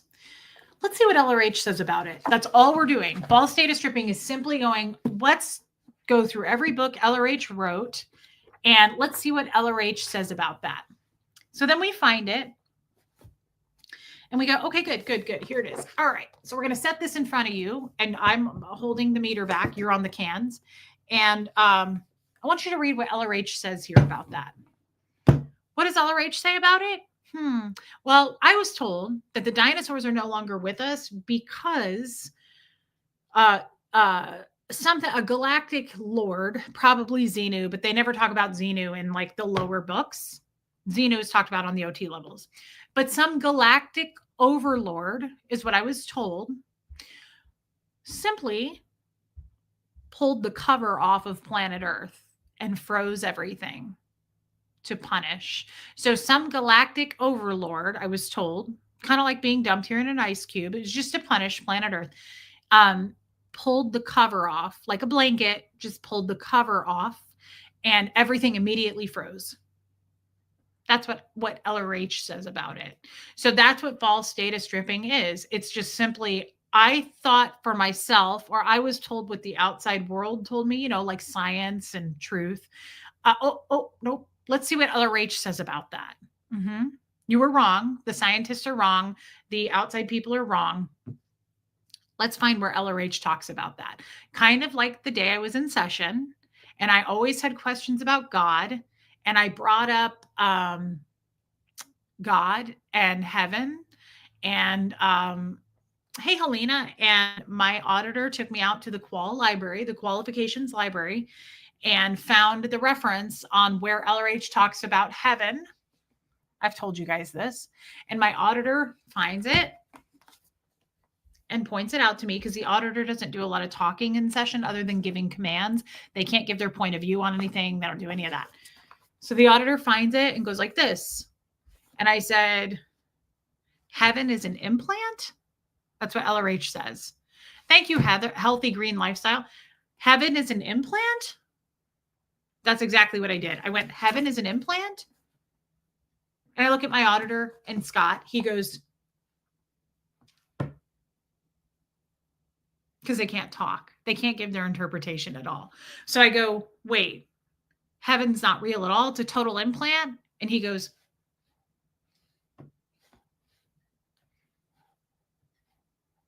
because we can't, God forbid, we can't evaluate or have a conversation about it. So he can't give me any kind of, it's all thinking for yourself through LRH. So heaven, hey, Mary Barons, heaven is an implant. That's according to LRH.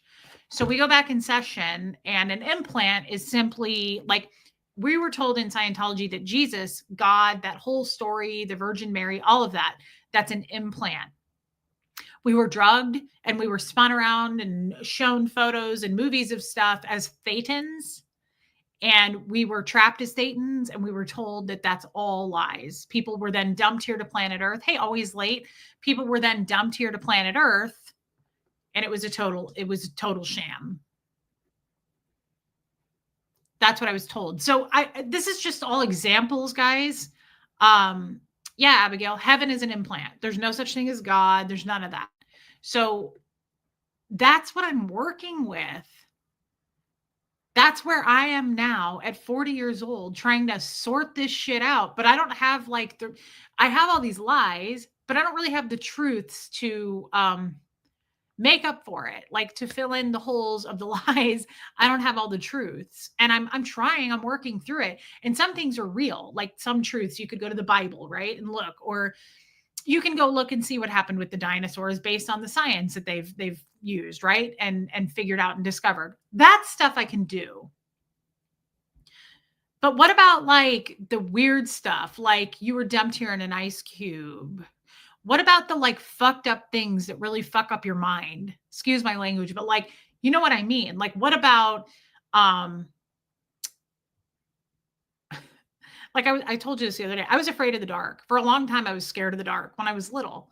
And they showed me a reference on that LRH says people are afraid of the dark who were just dumped here based on being out lost in space. That's why, because space is like all black.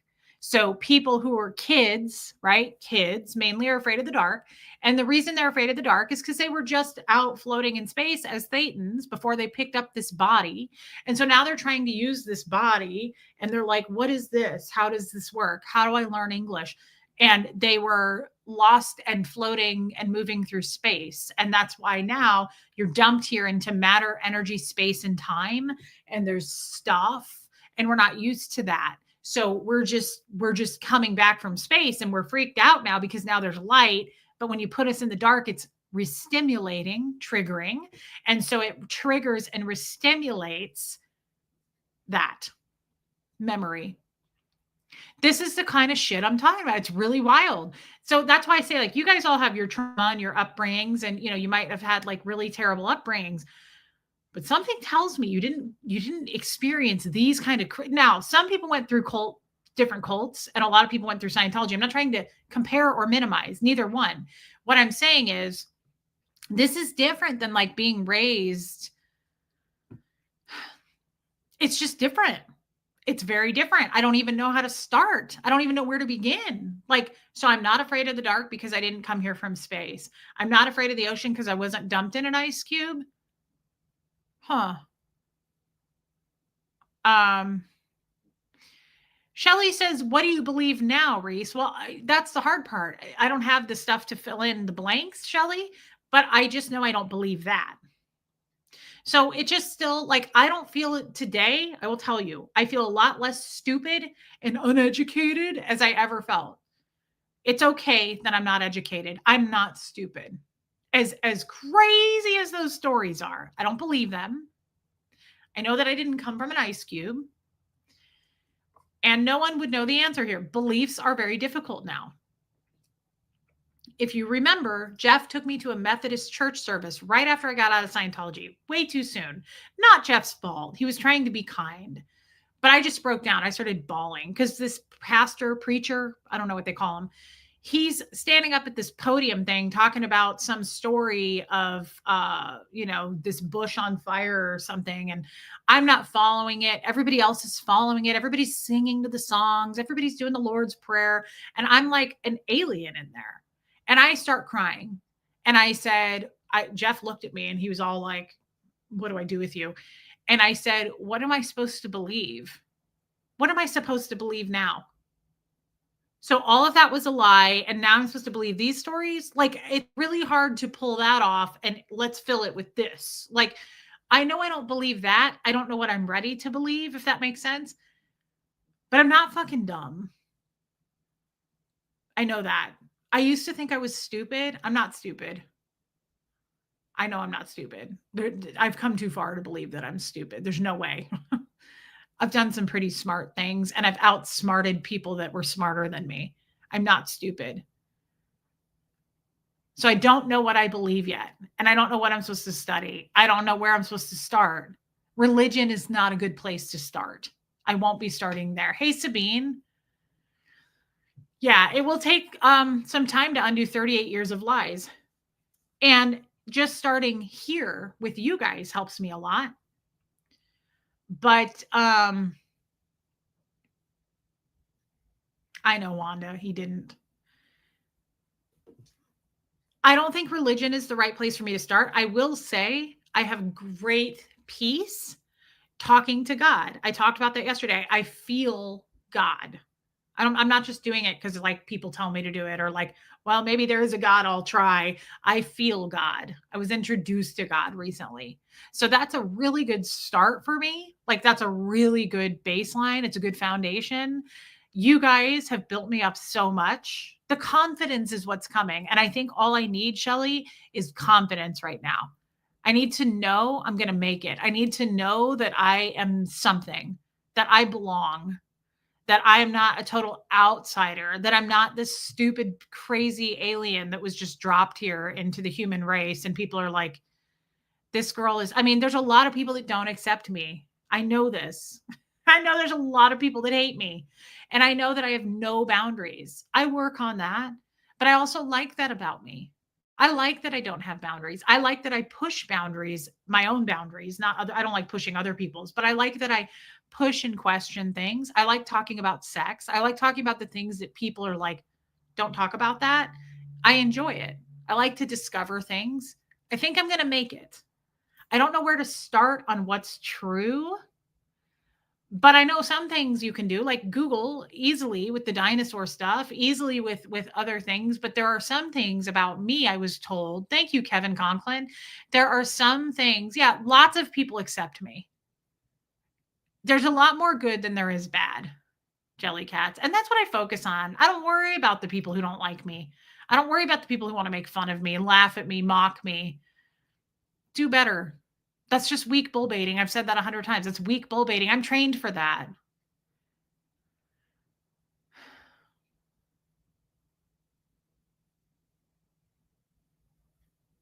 And how bad do you look making fun of someone who's trying to sort their life out, who's had kind of a handicap in some areas? Like I have been majorly lied to about, hey, Helen Merritt, a lot of things. Is that funny? Is that funny to make fun of that? I mean, go ahead. People are going to make fun of the darkest, craziest things. People make fun of people's disabilities. That's so unbelievably gross to me. So it's like, what won't people do, right? Like, what won't people do to be harmful? It is lazy, Lumen. Yes, no one, we do. But my journey and where I'm going, I'm certain of. So you can try to tear that down. You'll never succeed at that. And I have all these friends here and you can't take that away either. So it's like, I don't care about chihuahuas nipping at your heels. I don't care about that. They're not making a dent. They're not making a difference. People are always going to make fun of people. Hey, Frenchie Fab. Yeah, Viggy Cat. No one's going to be accepted across the boards anyway. No one's always going to be loved, right? Hey, Amy, I've told you before, I think you are very intelligent. You are a very good writer. I don't see my Christianity as a religion. To me, it's a relationship. That's beautiful. And I agree with that. Thank you, Amy Edge. I'm a good writer. I don't know that I would say I'm a good writer. Thank you for your super chat. I've always said I wanted to write a book. Maybe I'll do that someday. I often think if I was going to have a book, like I would want a funny title. And I don't know what that would be, but like I think it'd be fun to have of course it would have to be like a Scientology title, but I would want like a funny spin on it. I always try to think about that. I'm like, if I ever had a book, what would the title be? It'd have to be something really funny. Like I wouldn't want something serious. I'd want it to match my personality. Thank you, Abigail. Like just something intertwining Scientology, but humor. That would be fun. That would be a lot of fun. Maybe I'll do that sometime. And Amy Edge, I appreciate you saying that. Maybe I'll do that someday. That would be cool. I would be proud of myself to do that. Two flaps in Scientology. The trick is writing about what you know about. Well, yeah, for sure. Mine would be Thursday before 2. That's hilarious. Liz Tricks, you're not going to believe this, but not relating to Scientology. Yes. Yeah. How not to be a dick swinger. Yeah, that would be a good book. Yeah, it would have to have some sort of Scientological spin on it, obviously. But that is so funny, Kestrel. No one, I like yours, but the problem is nobody would know what we were talking about. Thursday before 2. That's hilarious. That's funny. Yeah. It would be funny to have a funny book title. But yes.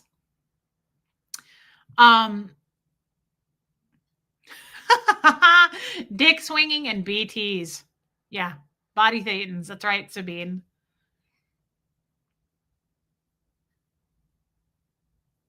Yeah, Shelly. There's no absolutes like that. That's the other cool thing is like Shelly just wrote here, the people that say if you don't go to church, you're going to hell.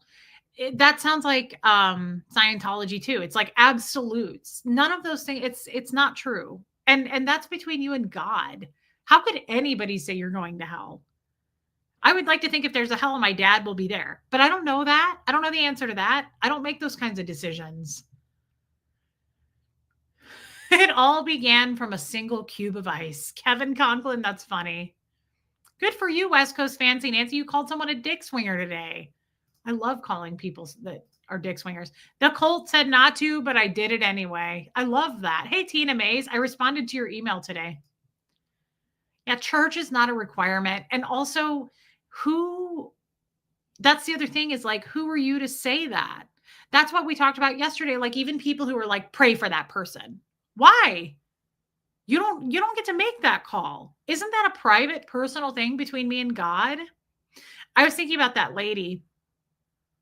Yeah, Abigail, I like that. I was thinking about the lady kicking the cans Welsh song. The lady that worked with Jeff, she used to say to me, like if Jeff was in the office and I would be talking to her about something, she'd ask me how my life's going and I'd say something, right? Like I didn't give her much. I didn't like her. Ice chips and carnivores. And you know what she would say to me?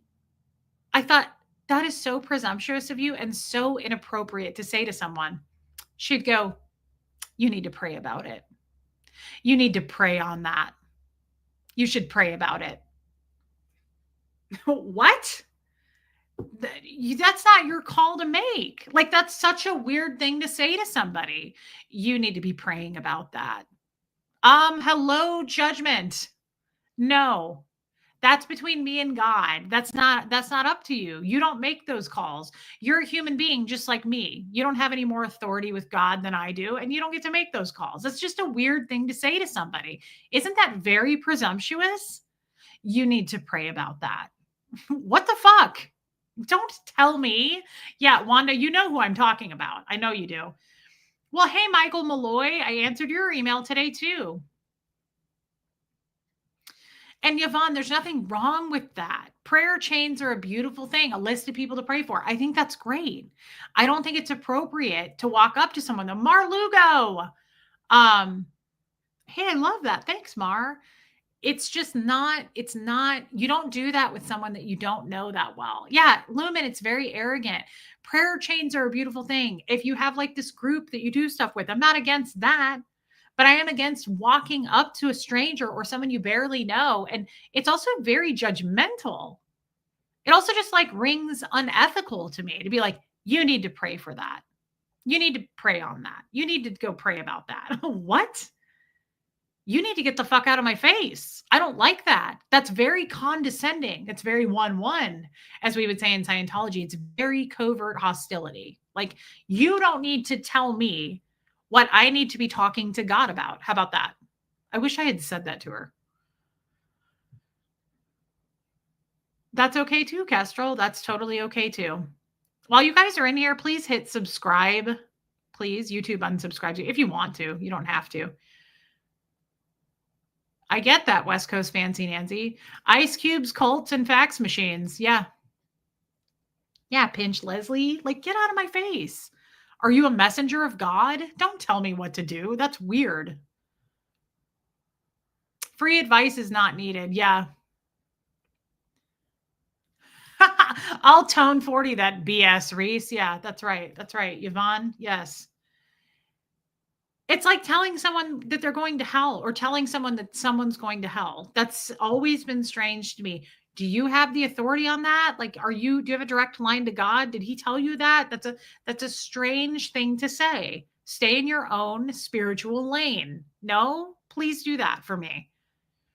She should have said, I'm praying for you. And that's a very kind thing to say, by the way. When someone says that, I don't take that as offensive. I've never taken that as offensive. I'm praying for you is a very kind thing to say.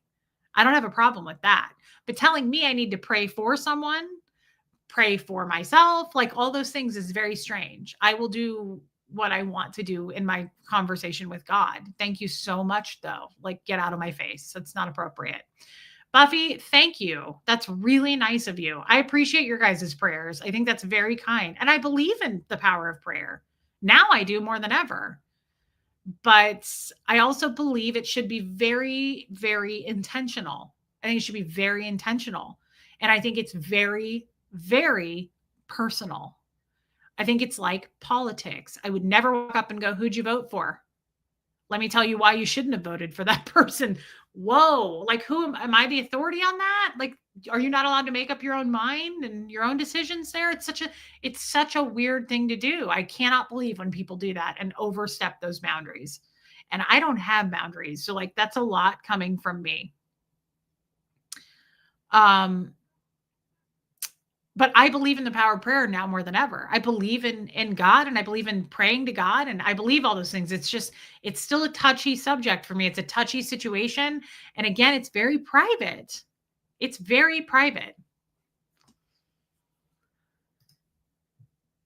There you go, Brittany. Growing up thinking that you will someday gain the ability to never have to lose your loved ones or memory of them, if you leave, you will lose your eternity and die alone, cold in the dark. That's true. No one is right. And I know this person personally, by the way. No one is right. We are told that we have to make it to OT8 if we want to make it, for our future lives. We have to do that. We're going to hold the disconnection policy over your head and put you in lower conditions all the time and scare the holy shit out of you and be the authority on everything. And if you don't do what we tell you to do, we're going to kick you out of this group and you'll never see your family again. You'll lose your job, all those things. As you know, I teach at a small Christian school that has been under attack. Yes, I did know that. And the ones who are attacking us are the most people who claim to be Christian. That's the craziest thing. That's something I'll never understand. The whole Christian thing, I think, is beautiful because of Liz Tricks and a lot of you. Like, I can tell the real from the judging awful ones. And Amy Edge, I'm so sorry that's happening to you. I know you've been going through that, and I'm sorry. That's horrible. I can't understand it. I'll never understand that. And thank you for your super chat. That woman that worked for Jeff was that way. Jeff's sister. You guys remember the Sister Christian? She ripped my ass apart. And she was like, you're in a cult and I'm a Christian. And I was like, I'm pretty sure like this isn't the whole boots on the ground concept that God wanted. I'm pretty sure if God was standing here with us, he would be disgusted in your behavior. I'm pretty sure. I don't want to speak for God, but you're giving Christians a bad name and you're making me feel uncomfortable about the idea of God. To shame me because you are a Christian is not, I'm pretty sure, what God wanted. And I'm new to God, but I'm pretty sure that's like not what is being preached. No, it just doesn't seem that way to me. Aren't you supposed to lead by a much better example and like love no matter what? And hey, Original Ann, I love that you're here. How did you become a member? You're already a member. Thank you, babe. I love you. Amy Edge, it's breaking your heart. I'm sure it is. I'm sure it is. And I'm so sorry, Amy. I wish I could help you with that because I know it is. I remember this has been going on for months. I remember when you first told us about it. I can't imagine how much that eats you up inside, and I'm sorry. And I don't know how much your hands are tied. I don't know if you can't do anything about it, and that's even more helpless, and I'm sorry. Yeah, there's just so many things. There's so many things. His sister used to do the whole Christian shaming thing, but like also just very almost like Scientology. Like Scientologists hate gay people. They hate gay people. They're evil. Like LRH's gay people are like really bad people. I feel like Christians do it too. Not all, not all. The people I'm talking about specifically, like Jeff's sister used to really harp on that and be like, God doesn't like gay people. And I was like, what? That's how I felt about Scientology when they would thank you, Haley's Hobbies, when they would talk about that. And I'm like, this seems so counterintuitive. Are we not supposed to just like love and accept everyone? And also, it's the whole back to I know this sounds cheesy, but it's true to me that love is love. And I say that very intentionally because I was married to a 95-year-old man. Do you know how much I was judged for that? I'm a gold digger, right? Like you just automatically looked at me and you were disgusted. It's probably the same way people feel when they're being judged for who they love. Are you telling me that God doesn't love everybody? That's not true. I don't believe that. If you don't support something, I guess keep that to yourself because I totally believe that didn't God create us? Like there has to be more to that. You can't say that. And the other thing is you can't speak for what God wants and who God's going to let into heaven. That's such a gross route to take. Isn't that wrong? Like it just feels wrong to me that people could judge that. I don't know. I got very, very heated about that topic, even being in Scientology, because my father hates gay people. He thinks they're disgusting, low tone, like just all these things that LRH says about them. And I remember always thinking that. Why? Why do you care what somebody does behind closed doors? Like, why do you care that two men or two women love each other? Who gives a shit? Why is that even a topic? I'm sorry, this is probably too much of a controversial topic, and I won't continue down this path, but they're intertwining, and it surprises me that Christian people would tell me that, but all Scientologists would tell me that. It just doesn't seem right. And speaking for what God wants, how can you do that? How can you tell me God wants this, God wants that? How could you speak for God? I don't know. It was very aberrated, no one. Yeah. Yeah, original land. It is. Take your time. You'll figure out what you believe in due time. When you do, God will be there waiting. The good thing is he sees you doing the work. Yes. I do too, Pat Jonas. And if you feel that way, fine, but like that's private. Keep that to yourself. I feel like keep that to yourself. It's not affecting your immediate life. Keep that to yourself. It's hurtful. It's not constructive. Like I know that there are some people who probably really strongly feel that way about their religion and their faith with God about the gay stuff. All I ask is like really keep that to yourself because it's hurtful. It's painful. It hurts people. People who just love their partner. Like it's not hurting you. Don't voice your opinion about that. It's not up to you. And I say that very intentionally coming from a place of being married to Fred. I was super, super judged for that. I didn't share with a lot of people that I married Fred because I was so hardcore judged. It was just an automatic, disgusted, ugh, what are you doing being married to him? He's so old. You obviously must be a gold digger. And nobody knew the truth. People don't want the truth because the lie they're telling is just so much more drama and interesting. Fred didn't have any money. Hey, Kim Holman, I was helping Fred pay his bills, but that doesn't sell. So we need to make sure that we make up this like she's twisted and really gross with old men and she's a gold digger and all these things. And no one really knows the truth about somebody's relationship. So I don't want to speak to that.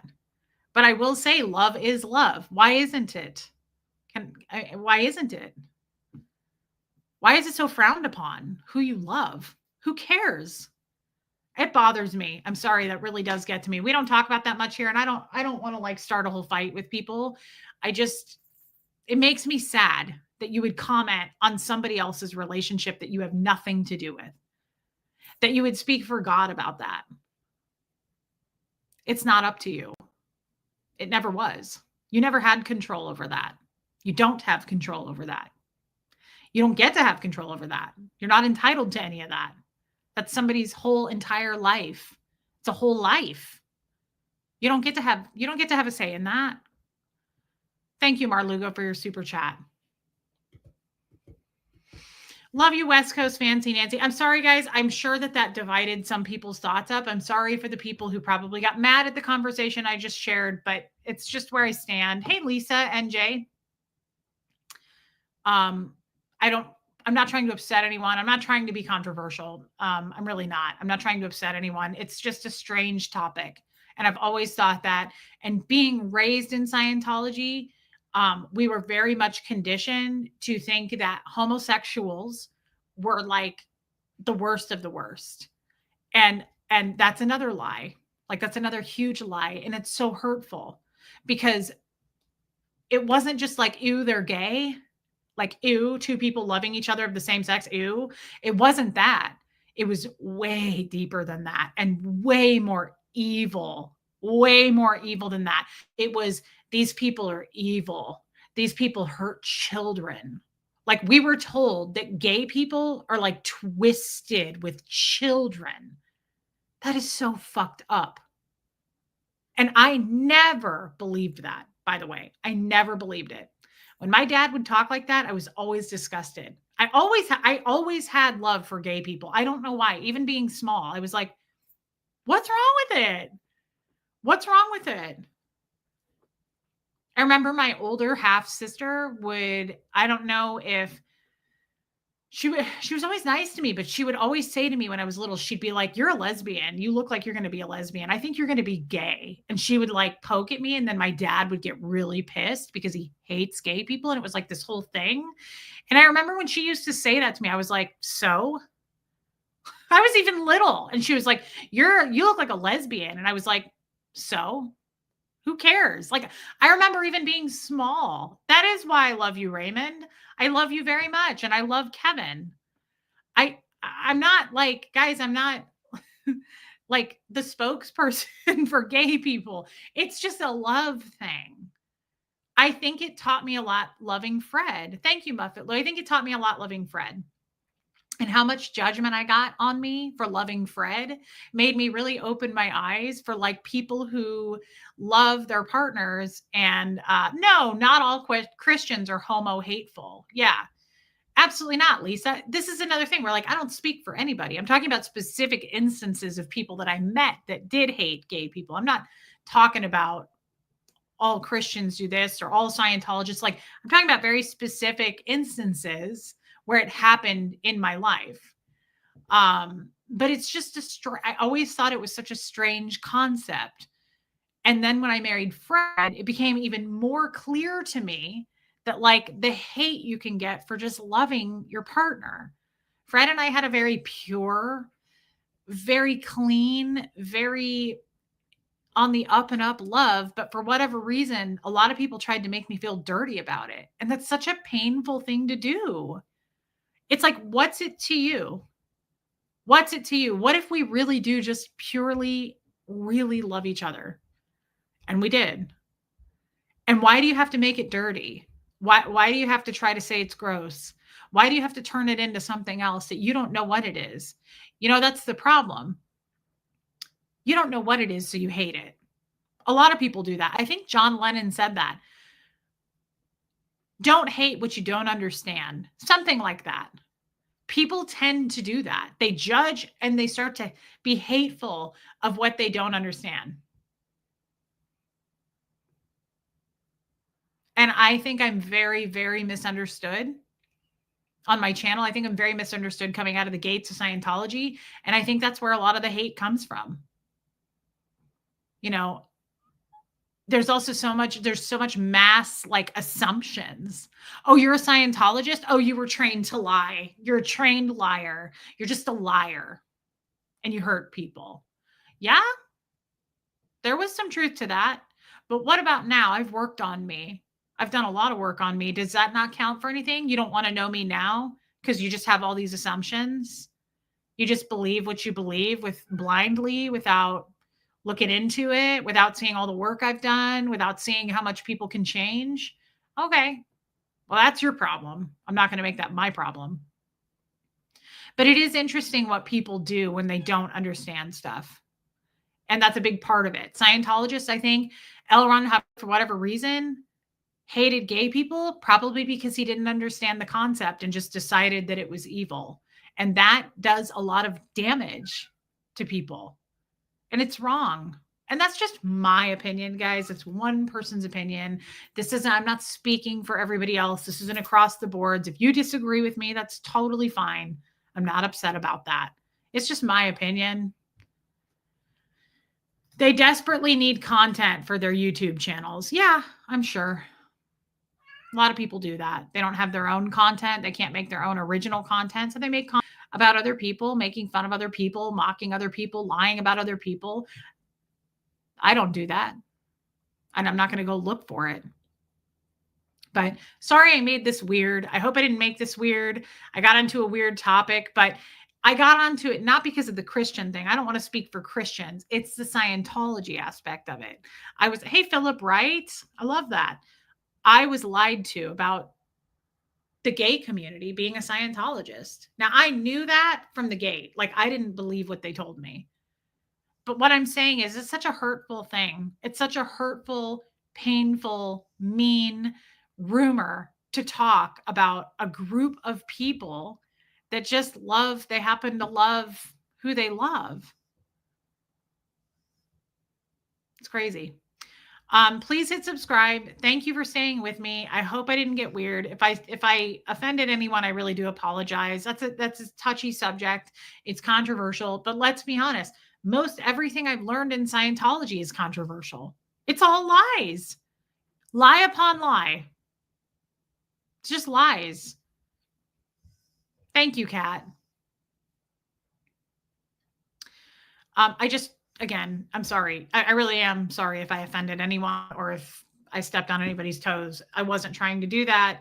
So take that for what it's worth. I do apologize if I did. Controversial subjects are tough. That's why we don't talk about politics here. And I probably shouldn't talk about that either. It's hard to not talk about that stuff because I was raised on it. And I do feel pretty passionate about it. Kind of like in the beginning of this video when we talked about the animal stuff. Like, what I was told was total lies. Now, I knew that because I know that there's more to animals than what my dad told me. And I knew that from a very young age. I had a deep connection with animals. So it's just a lot of lies. And I want to continue to do content on this because it's fascinating to me.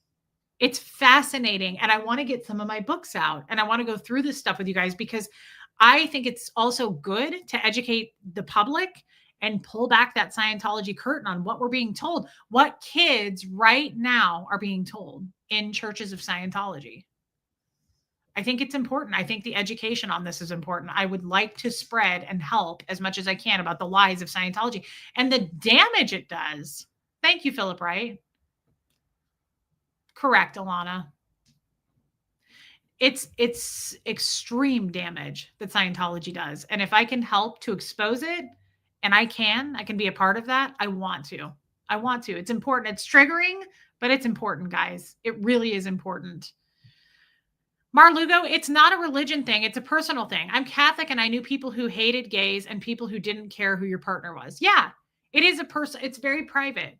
And I don't speak for other religious people. So like, I don't speak for Catholics. I don't speak for Christians. And I want to be clear.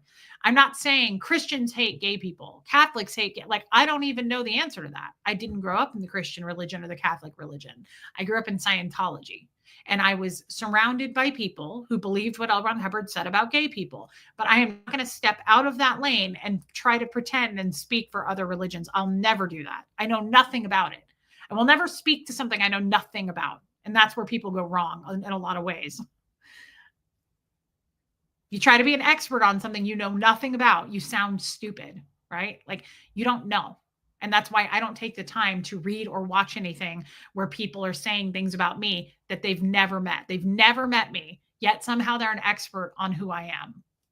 Make that make sense. So that would be the same thing as me trying to speak about other religions. Wouldn't make sense. I don't know anything about it. Don't know anything about it.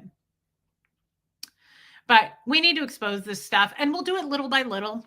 I can't do Scientology content every day. It gets too heavy for me. And I'll just do it as it feels natural and organic to me. But I want to say thank you for listening to me. I hope this was okay. It was kind of, again, controversial, and I hope it was okay. And I hope you took it the way I meant it. And I did not want to offend anyone today. I never want to do that. So thank you, Jenna from Cali. Guys, thank you for supporting me. Thank you for your super chats, your memberships. I love seeing you guys. Thank you for listening to me. I will be back tomorrow. Michael Malloy, I'm glad. And thank you for your time. I really appreciate it. Please hit subscribe, and we'll do a stream tomorrow afternoon for sure. All right, guys, here comes Fred. Thanks for being here.